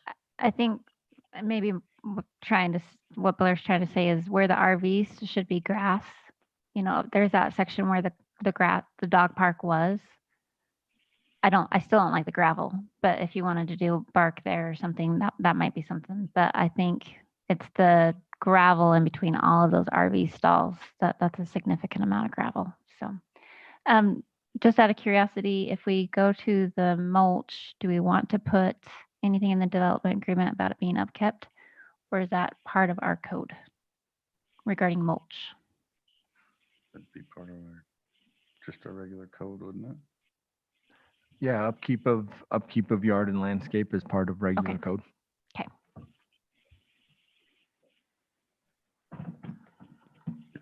Councilman Windsor, what say ye about mulch on the outside? Like I said before, I'm fine with the mulch on the outside and I'm fine with the wall. I don't want the rock, like the rock. Councilman Soderquist. I can agree with that. With Wayne's. So do I have a motion? Can I ask for a little clarification on that? So you're saying the mulch on the outside, that's like on the freeway side? And the riverside. The perimeter. So the perimeter. The perimeter. Oh, okay. And then just grass everywhere else? Grass on, yes, adjacent to all the RV sites, tent sites. Well, were we okay changing the tent site? I'm okay changing it by the tent sites like Haley mentioned. Well, that's what it was before. Oh, it was already that before. Already what? It was already the gravel before by the tent sites. That's not Oh, being you're changed. right. You're right. It was. The colors are kind of hard to tell, but And there yeah, are, it was. and there were, just so everybody's aware, there were some areas that are that gravel chat on the original drawing Yeah. too, I'm looking at. Mm-hmm. So, So basically, in the previous plan, all those RV sites were like 70% grass and then 30% chat towards the back end of it. And then on the original, the riverside was native grasses, Native right? grasses. Mm-hmm. Which may be more attractive than the mulch. I mean, we have a ton of the mulch. Like to use it, but I mean, I'm open to native grasses or mulch on that back or on that riverside. Yeah, if you could find something that, Councilman Windsor suggested, that stay grasses and you don't have to water them anyway, I think that would look really nice. Me too. Okay. I'm not making a motion. it will be an interesting one. I will mess I it gotta up make it badly. too. I don't think you can make a motion. I think he needs to come back with those changes. Unless you just want to move on the wall and the mulch, we can make that motion, but the rest of it has to come back. So I'd make a motion that we table this and have it come back and have him address the comments we made today before we approve it. We second do that. need to get going on the wall ASAP, Can we make a motion on the wall? just the wall, and then come back for If you want to break it up, I can make a motion at to approve the wall. Okay, so what I'm hearing is a motion to approve the wall and Just leave it right there. Just do it. Seconded. There you go. I'm just trying to figure out if that's Then we need to- appropriate for this resolution number. No. And can we just approve that section on this resolution and just address that? So you can give approval on that piece and continue the rest of that so that they bring back an actual Right. land and then Yeah, approve that. that's my motion. Seconded. That's your motion? That's my motion. Michelle, did you understand that? So basically, we're approving the section 19 approval of setback fencing change as stated in the original proposal, but requesting that the Changes? Riverside RV Park come back with the modified changes recommended for section 17 landscaping. Ooh, burn, look at that. Is that what we're saying? Yeah. So we'd prefer. So That's my proposal. Well done. we have another motion. Seconded. Okay. I withdraw my motion. Quinn's is better. Michelle, are you following? Approval of setback fencing. And then,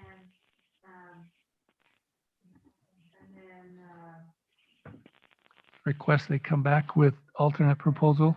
section 17 be amended. And, Brought back. Yeah. At a future meeting.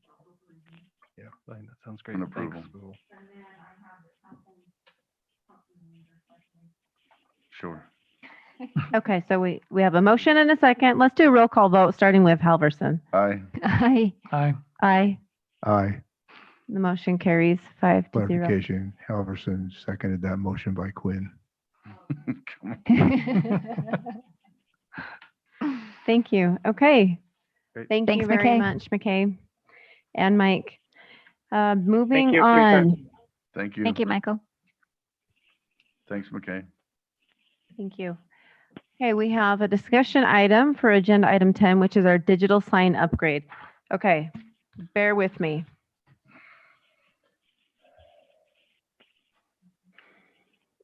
Oh, I think I missed part of my.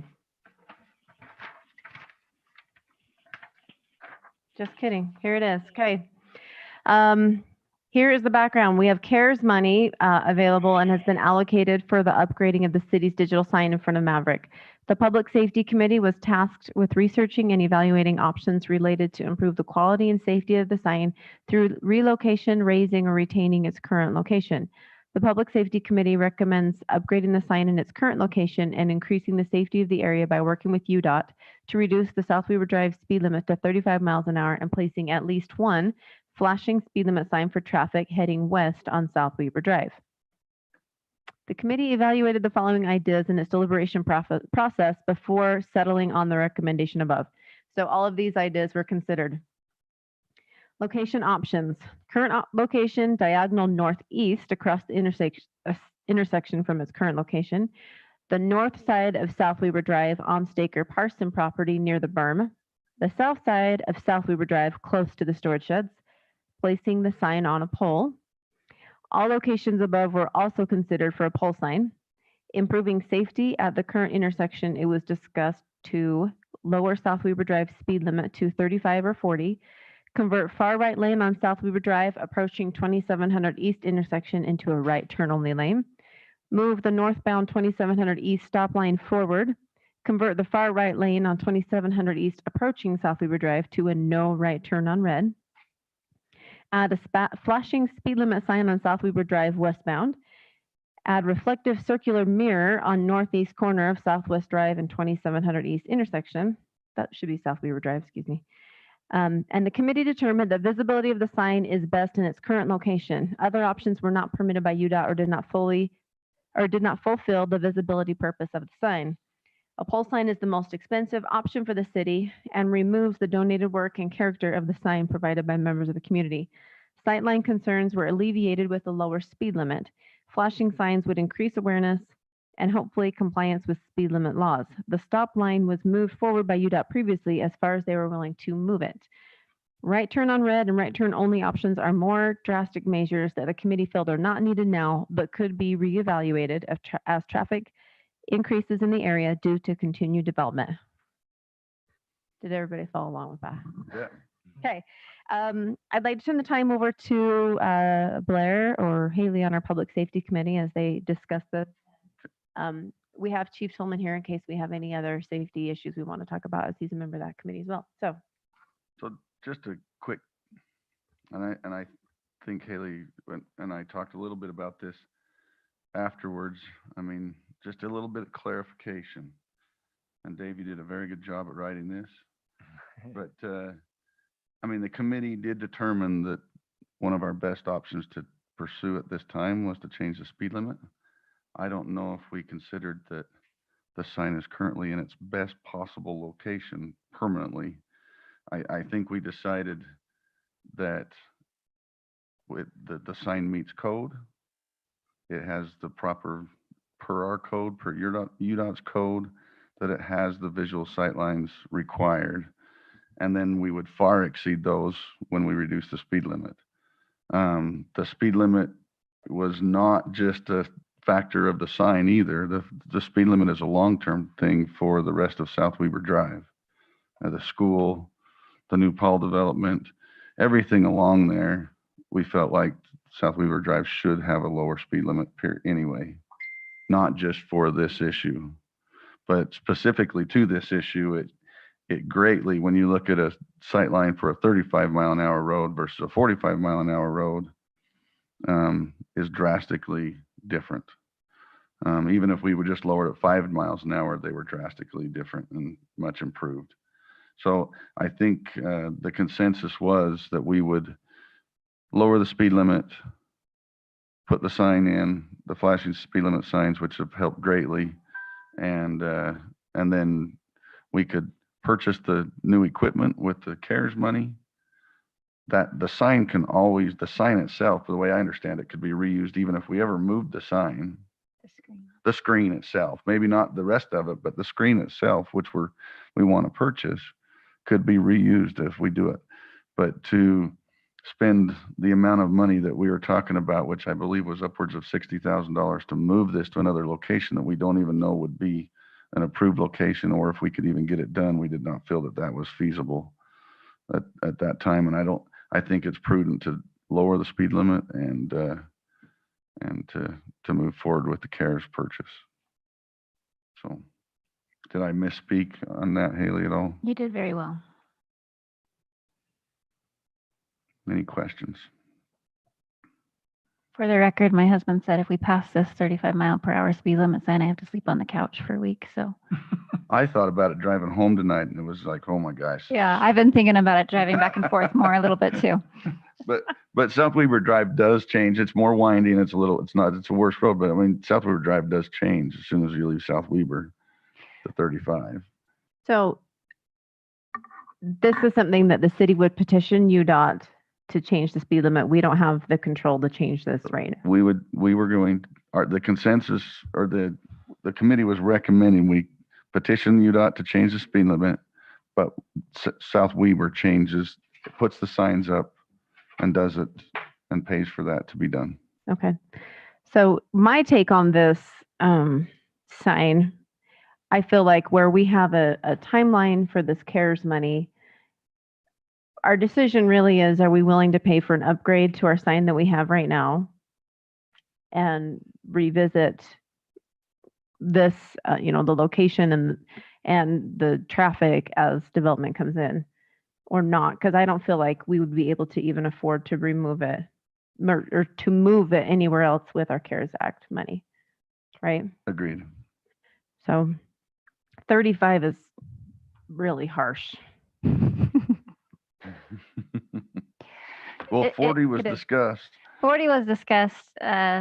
So just in consideration of all of the development that is coming in. So we have the lofts, the Paul property, we have the Style Salon, the coffee shop, and Highmark traffic anyway. It does get pretty fast in there. I don't know how many times you've seen somebody jumping from Maverick to Little Caesars. It can get a little scary. And it was brought up to bring, some crosswalks possibly in there. I don't know if they would approve a crosswalk 20 feet away from another crosswalk. So, just slowing down. But, for my part, I know the greatest complaint I get, most often complaint, is speeding. And so I know that we have an issue with that, but down South Weaver Drive, and that's not entirely our discussion right now, but particularly where further west you go, people crossing the street to get their mail has become extremely problematic with how fast people are coming. So that's kind of what started the discussion there. And it's currently 45 miles an hour all through our city limits until you hit Riverdale. No, it's 45 until just after the S, or on the S curve. Then we changed to 40. 40. So we're 40 in front of City Hall. Okay. Well, And that's then what I thought. 45. Mhm. So as soon as you get to the S curve, it jumps to 45. I always follow the speed limit, whatever it says. Okay. But as you get to Riverdale, as soon as you cross into Riverdale, it's 35.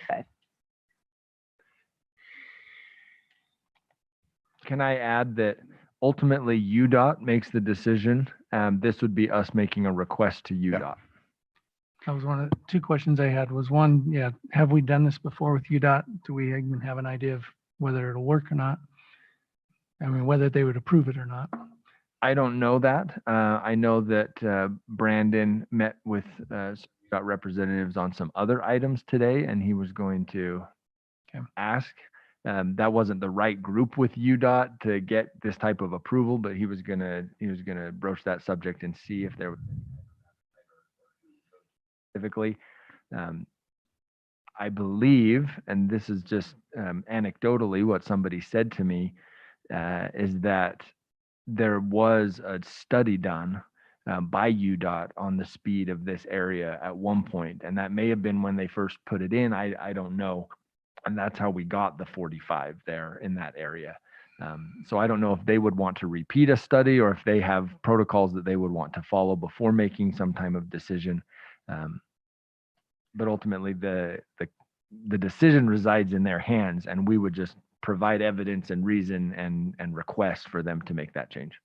And I think the 45 probably made sense before the, development went in there. And so they should come and reevaluate it. My thought though was from the speed limit standpoint, until we have the Paul property and the other stuff west, people aren't going to slow down to 35 in a wide open area. But was there any discussion of changing it to 35 before you hit high marks so it's slow just in that small portion of it? We did discuss it, but then it was brought up that if we're going to change it, let's change it instead of making the request multiple times. But the reason we thought they would, that's why the flashing sign. I mean, I admit it. I don't slow down till I usually see one of those flashing signs. So I follow Angie around and see. Totally safe. I mean, I have driven this area. I've tried to go 40 since we made this decision. It is really hard, and not only that, but the other drivers really don't like it. So it is hard because it feels like it's a little preemptive, based on the fact that there is still a lot of fields where we're talking, but it won't be. And so it was kind of a difficult discussion to have because we almost felt like we were trying to prepare for traffic that we know is coming, but not here yet. And how do you really decide what you need to do when you don't know what that traffic will be? So, do we have any idea the time frame of this alleged study that was done by UDOT? I have no idea. Because I mean, if it happened, probably when they built it, probably when they extended our on and off ramp, I bet. So 35 is just a hard pill to swallow. Can I say one thing on behalf of Brandon, who's not here? And he wanted to make sure that this concept was at least discussed from an engineering perspective. And that is that road network and roadways are a service. They are a facility that have a capacity, and speed is one of those elements that makes a road network work. And so reduced speed is a way to reduce the capacity of that road, if that makes sense. And so he just says there's a balance there between safety measures and the service level of the facility and the capacity of the facility. He said safety always is number one, right? But there's a balance there. And sometimes you can go so far on the safety measures that you actually make it less safe because now the facility is underperforming. So thank you. For what it's worth. And that was kind of some of our thought was the no turn on red on 2700 East and the right turn only on South Weber Drive was lowering the actual functionality. If you have all those people at high mark and only one lane can go straight when 90% of them are going to go straight, it may cause a lot more backup for all the other traffic that's in there too. I would never be able to get on Highway 89 going south if it was a right turn only. I would never have a break in traffic. Oh yeah. Do you see what I'm saying? Yeah. Yeah. So we were worried about the functionality there. What I was saying though is 35 around that curve before development comes in, and the expectation is that it's 35 when people start visiting that location. Might make it easier. I don't know, 35. But then I think about those people getting their mail. Well, we could look into 40 in this particular area by Highmark and 35 when it gets really into a residential, like from the City school Hall on or whatever. Yeah. And all this is pending UDOT saying yes. Yeah. Wayne, do you have a comment? I'm sorry. Thank you.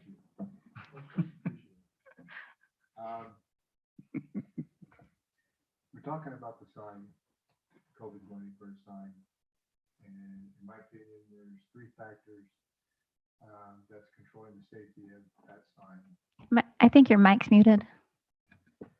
There's three factors. Is that better? There's three things contributing to the perceived safety or lack thereof for that sign. And one of them the city can control. The speed going east on South Weaver Drive, that's a UDOT decision. I think it's a great recommendation, but they're going to have to do their study. They're going to have to understand what the growth potential is in their general plan to be able to make a recommendation and an adjustment. We can ask that it's not our decision. A second one is human nature, how they travel on the frontage road, how they travel east on South Weaver Drive. We can suggest, we can encourage, but if people are going to turn right on a red or stop ahead of or try to rush in front of traffic, that's human nature. We can't control that. The sign technically meets the code, but technically does not remove it from being a safety issue. It blocks vision, despite people from different departments who disagree. I've driven it, I've ridden in it. It depends on the type of vehicle you're in, if it's high, if it's low, if it's small, if it's long. It does create a visual impediment, especially when South Weaver Drive approaches that intersection at an obtuse angle. It's coming from behind you, not ahead of you or directly at 90 degrees. The only thing we can do as a city is address that sign. And yes, there's a lot of emotional attachment and a lot of investment putting that sign there, and it's much appreciative, but we need to look at the safety of the whole community and not the work that went into putting it there. It's going to cost a lot to move it. If you want to move it all as one, you don't have to pull the foundation up. But I'm not in favor of spending any kind of money to upgrade a sign that doesn't go towards fixing or resolving the safety concerns at that intersection. And if we don't have a plan to put a sign somewhere else with the definitive cost, scope, and time frame to spend that money by June 30th, then I think we're just making the wrong decision. I think we need to give them the money back or do something else with the money. But investing money in a sign that does not change the safety issue is a mistake. Can I Thank you, Wayne. Yeah, but then I got to say rebut? Okay. I just wanted to clarify Not something. debate, that's my opinion. No, You no. can debate. I just wanted to clarify. That's the word I'm looking for, clarify. Because Blair and I did discuss this, and it comes down to one thing we did not get into very much is moving the sign. You know, we talked about the pole, but as far as what the cost would be to remove the sign, what the cost would be to rebuild the sign, that wasn't somewhere that we spent any time. Is the council, is there a number that is financially not doable? I mean, if it's $60,000 to move this sign, is that something that you guys would sign off on? Is there a number that we kind of can understand where we're at so we can get a better direction as to what it's going to take to move this sign financially from a council's perspective? Can I ask first what the cost of the screen is so we have a base price for that? I want to say that it was $35,000 to change out the mechanism. As I recall, the cost to move the sign, not counting electrical, depending on where it went, was in the neighborhood of mid 60,000 range. So we're looking at 90 to 100. And I respect where Wayne came from, because I've been on that exact same page. The thing I stepped back and asked myself, and as someone representing everyone in the city, and it's their money, whether it's because we're not going to get the sign moved on CARES money, most likely, in the time frame that this is all taking. So it's going to be city money. And if all of your public safety, your engineers, and everyone are saying it meets this, they're not. And I understand there's people who have said there have been accidents there, but where we don't have reported accidents there, we don't have any basis to go spend this money other than my opinion and your opinion, I can't go spend $60,000. And I can't. That's why it wasn't hardly a discussion in our committee meeting, because it came down to that. What is justifying us spending this money to move this sign? Because I've had as many people tell me, I know there's a big uproar out there, but I have had my direct neighbors tell me that the sign's just fine and they travel that way.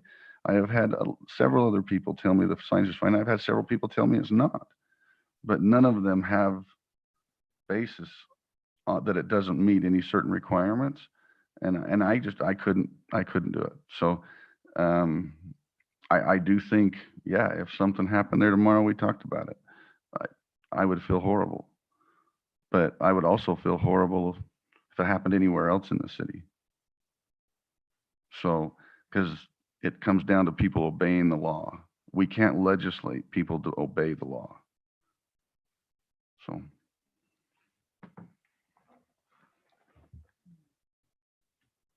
Thank you, Councilman Halverson. I would, and so I would, my opinion would be is I would support replacing the sign, because we're not changing what's there, and we can reuse the sign that would be purchased to put there. So that would be my preference.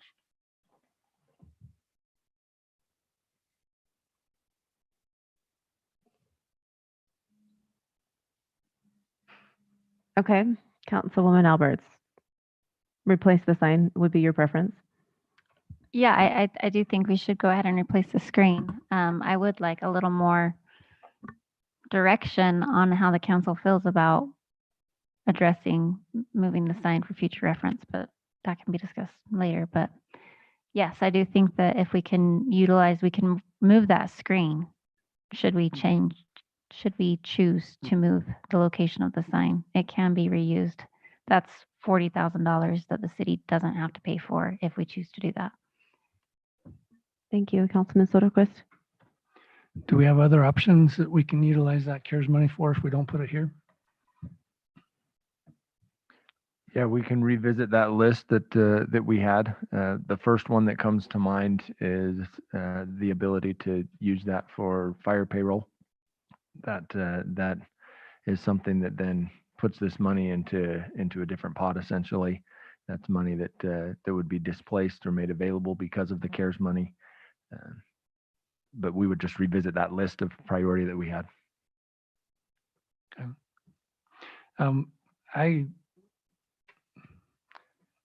I agree with, moving forward with it if it really can be reused and moved. But at the same point, I would want the committee or the staff to look at the options of moving it. I mean, can we just shift it where it is 5 feet one way, or do we have to move it to a completely new location?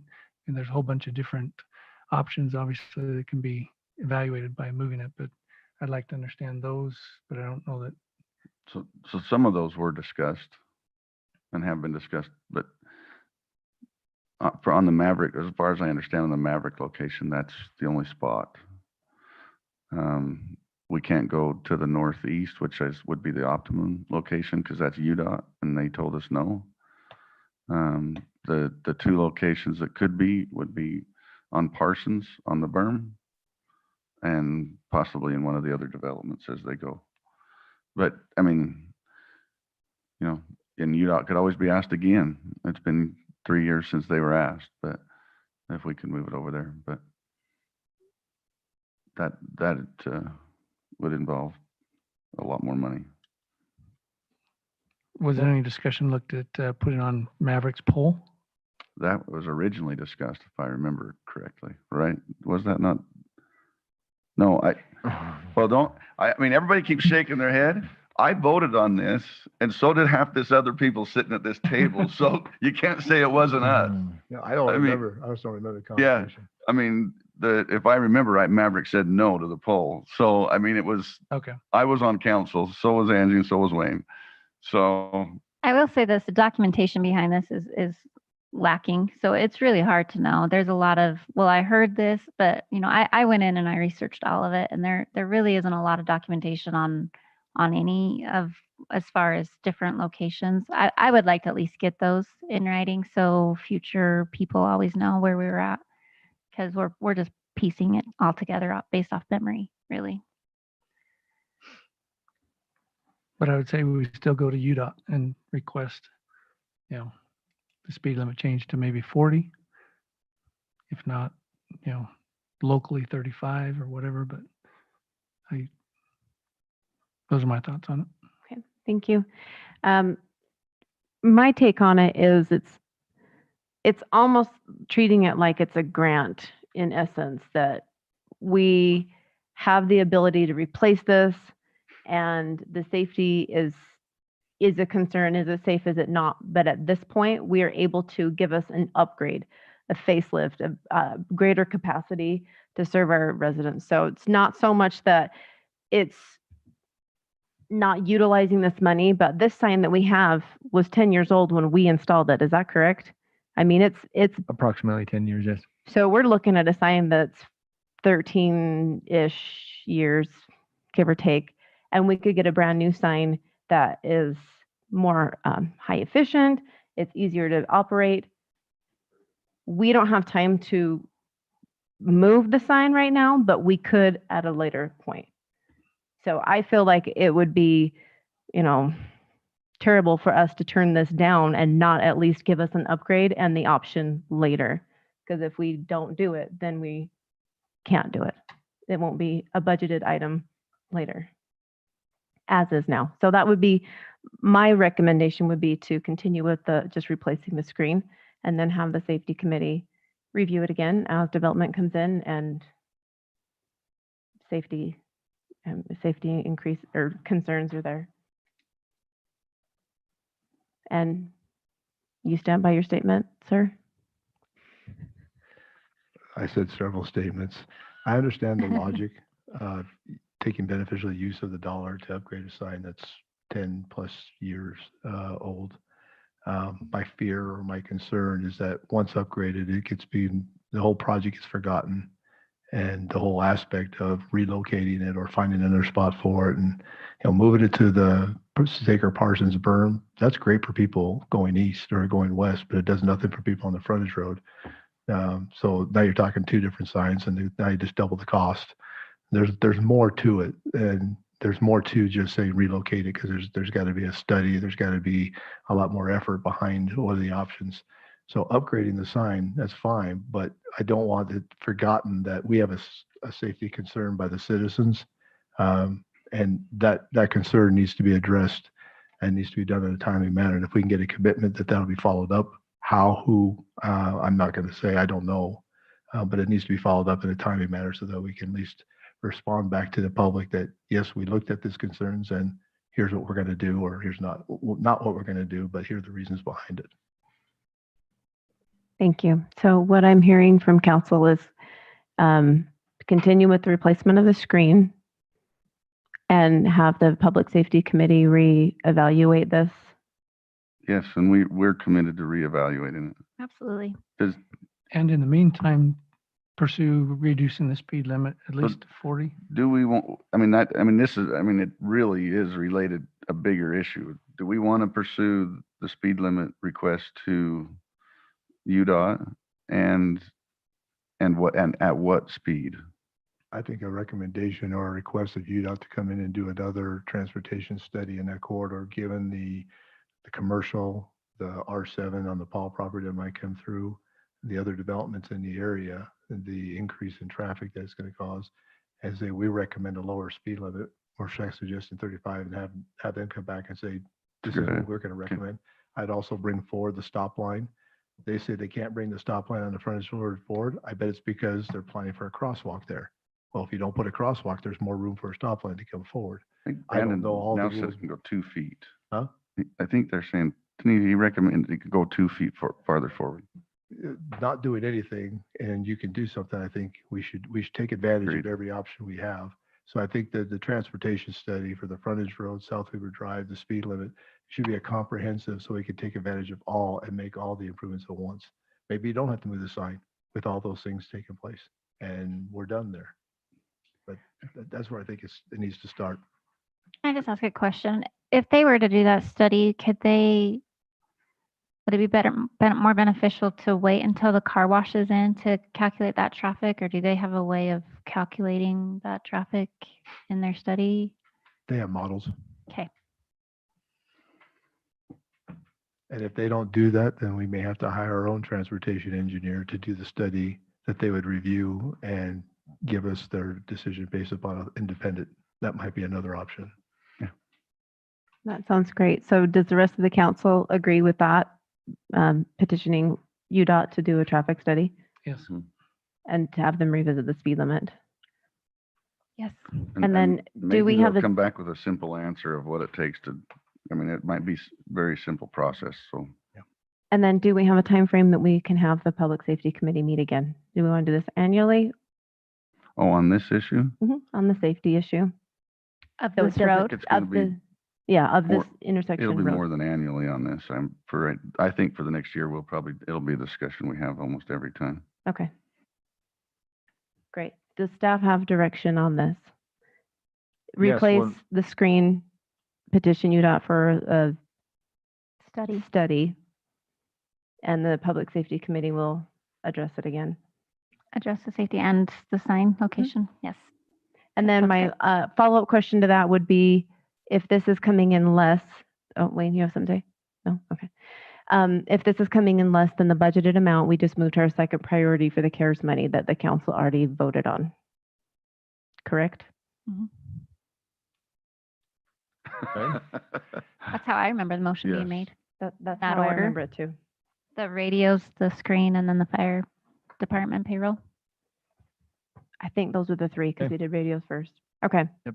Everybody good with that? Okay, fantastic.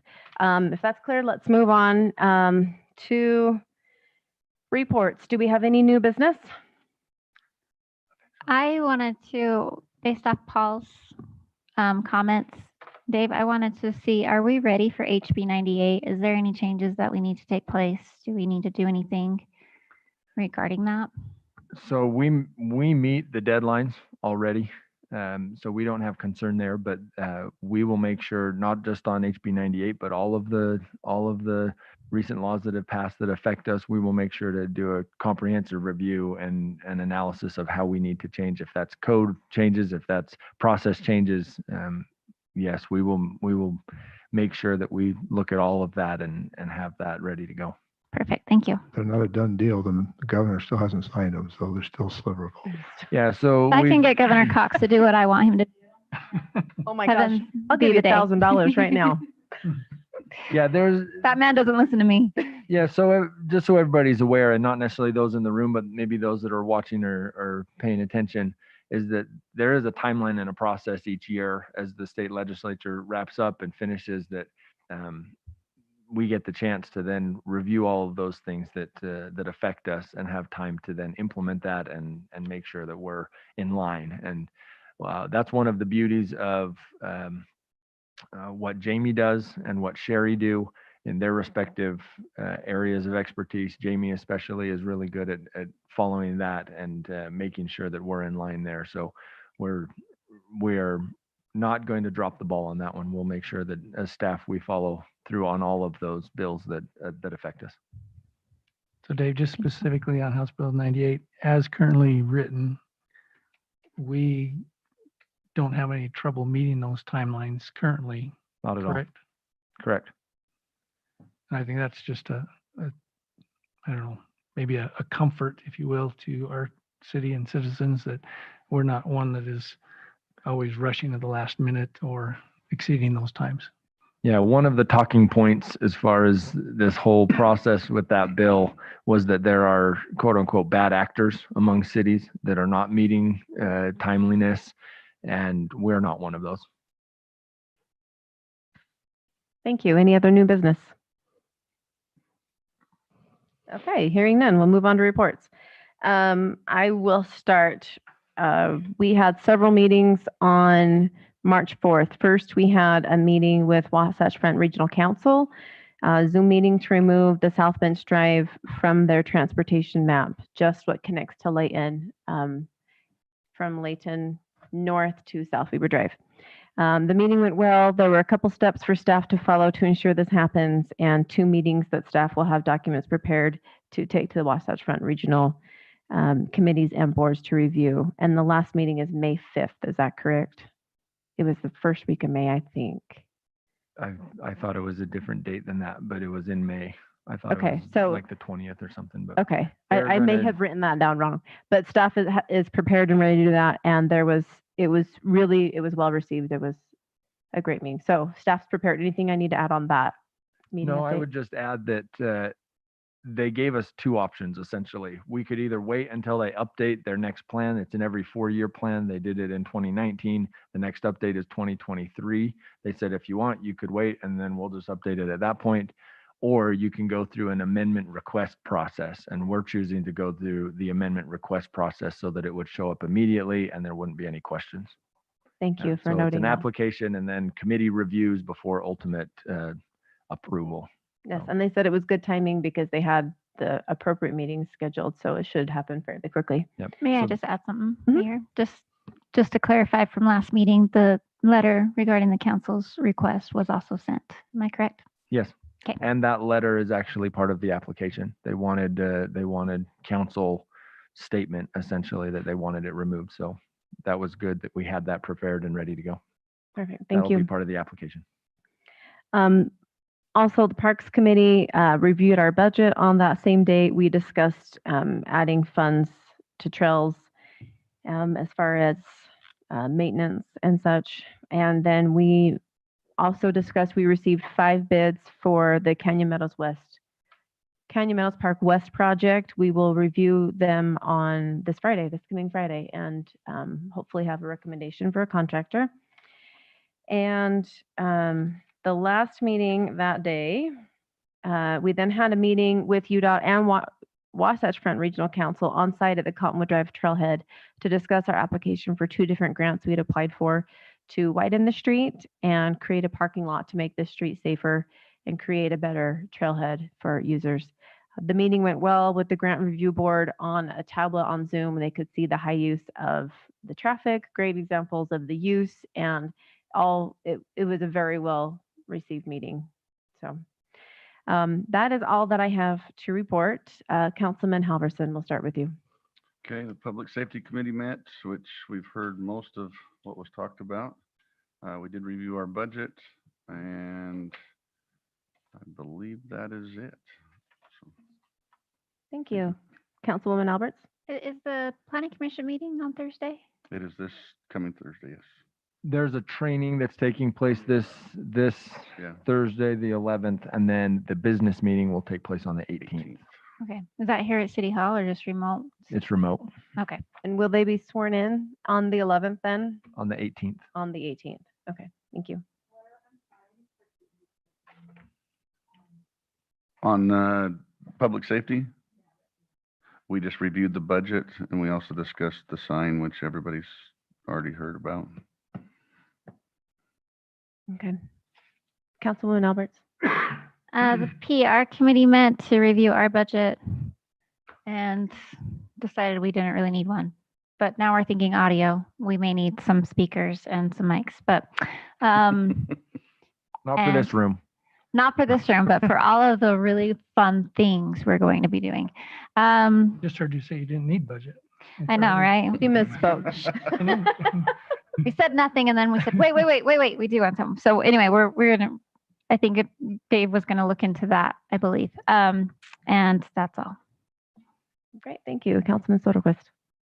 A couple of busy efforts everybody's doing in budgets, and we appreciate that. I'll let Councilman Windsor talk a little bit about some of the admin finance committee progress that's being made. Just really excited.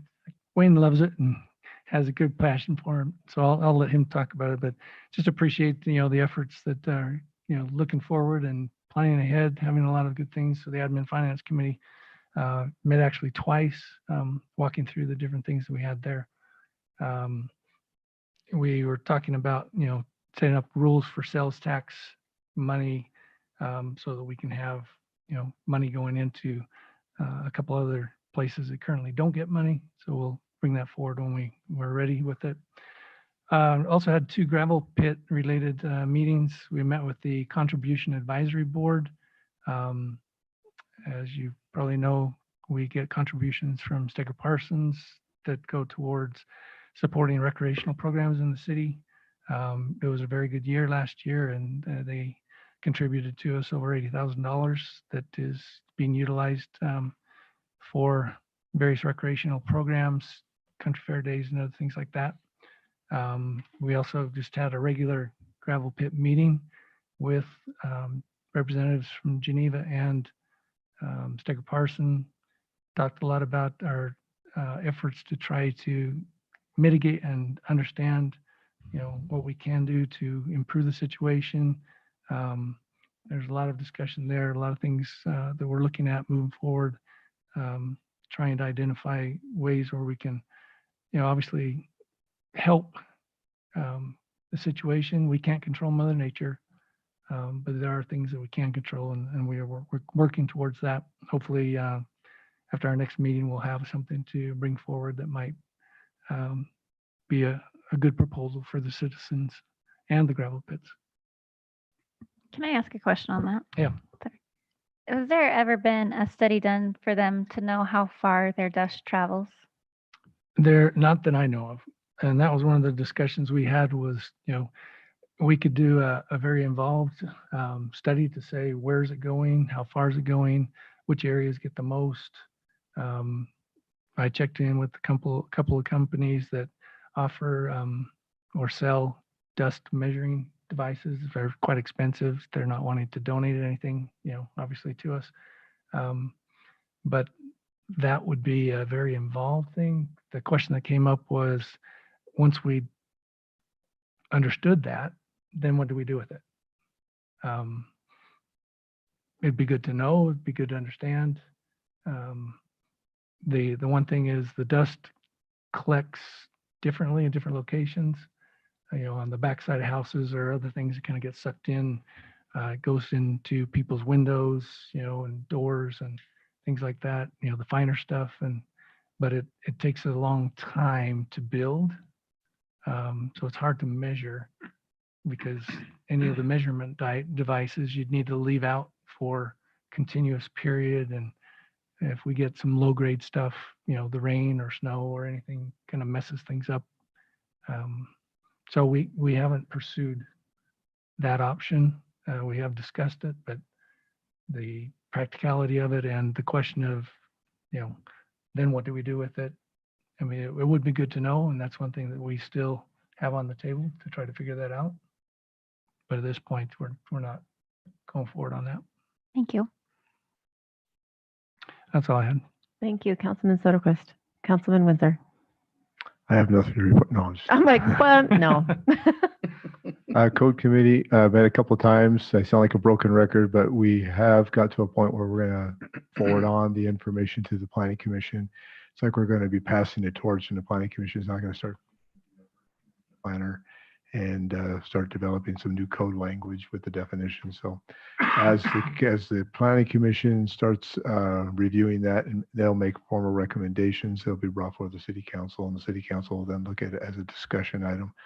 It won't come before in pieces. It's going to come all as one package, but you're going to get it in bits, because trying to read a 100-page, code change, and no one's going to pay attention to the whole 100 pages. So we're going to piecemeal it through the process, and in hopes to be timely in our review. But there's probably more that can be said about that, but it's a broken record. So we do meet every week, and I swear we just don't sit there and chat. We sometimes we only do 2 uses, and we debate about 2 uses for the whole time, but we get through it.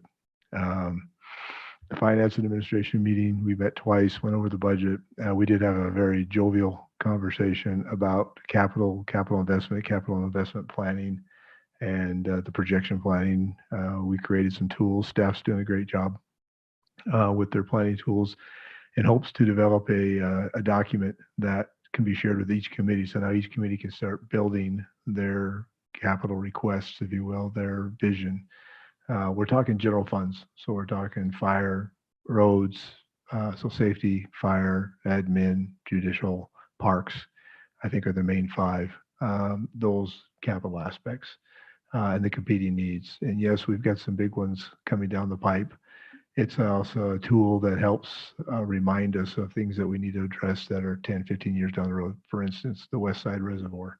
We just upgraded that. Well, that gave it 15 more years, but it has to be replaced. Well, what are we going to do in 15 years if we're not planning for it now? What are we going to do in 15 years? So it puts an earmark out there so that we have a projection of needs, and then what's our cash flow going to be to meet those needs. So we're not having to react and or bond. So hopefully this tool gets developed and it gets populated and more information. So the request that comes from the other half of the Finance and Administration Committee, which is also on the Parks Committee, is how much money can the parks get this year? It's like, well, what are other needs? What are the risks? What are the... So we can't answer that question until we have the bigger picture. And so we're working on the bigger picture. And that's what we were talking about. The Municipal Utilities Committee has not yet met. They have the opportunity to meet tomorrow. That's probably 80% of the budget. So we get to go through that tomorrow and figure out what the issues are there. The big thing we're having to deal with is the street light replacement program. Yeah, the 50,000 we put in this year will probably be the same thing for next year, but we don't want 30 years to replace these lights. So we've got to come up with a different program, but that doesn't break the bank and take money from parks. I didn't even say anything. Thanks for thinking of us. I thought, Any lights around the park, but- yeah, you won't have any pipe lights in your parks. Anything else you'd like me to report on? No? No. Okay, that's my report. Thank you. And just quickly, I want to pat everybody on the back because budget time is really like in depth. Our staff works for months on budget, and it is not an easy thing to say, here's our pot of money and how do we put all the buckets together. And so that's a lot of work. So I appreciate staff and the committees like it's a lot of work. I did not realize how much it went into there. And I truly appreciate finance and admin. I'm not brown nosing, but I really appreciate the planning because we haven't had a lot of planning. And I feel like the last couple of years, we've really made that a priority. So thank you. Dave, do you have anything to report on? I don't have anything to report. I just want to shout out to the Admin Finance Committee as well and to all the committees. I have not seen a more hardworking council than what we've got right now. And so it's pretty amazing from a staff perspective. We're just so grateful to be able to work hand in hand. And I think a lot of the progress that I feel has been made over the last few years is really a credit to all of you sitting there. And like you said, budget time is really busy and my reports are all pretty much the same because I was in those meetings as far as budget. But I do want to say that I get pretty excited about the tool that Admin Finance Committee has discussed and what Wayne has elaborated on a little bit. There's some real power in what we're generating here and what we're able to do, and it's building blocks, right? I think we've all witnessed that over the last few years that we're just adding layer at a time and continual improvement, and that's a phrase that we use a lot. But I think as this budget comes out and some of the tools that we're developing, it's a first try in some ways. It's building on past experiences and past knowledge, but we're really heading in a right direction, and I'm really excited about the process and the people that we get to go through with. So I don't have anything really to report, just appreciative. Thank you, Dave. Appreciate that. Lisa, do you have anything? I don't have anything. Thank you, Michelle. Fantastic. Okay. With that, do we have a motion to adjourn? Move to adjourn. Second. We have a first and a second. All in favor? Aye. Aye.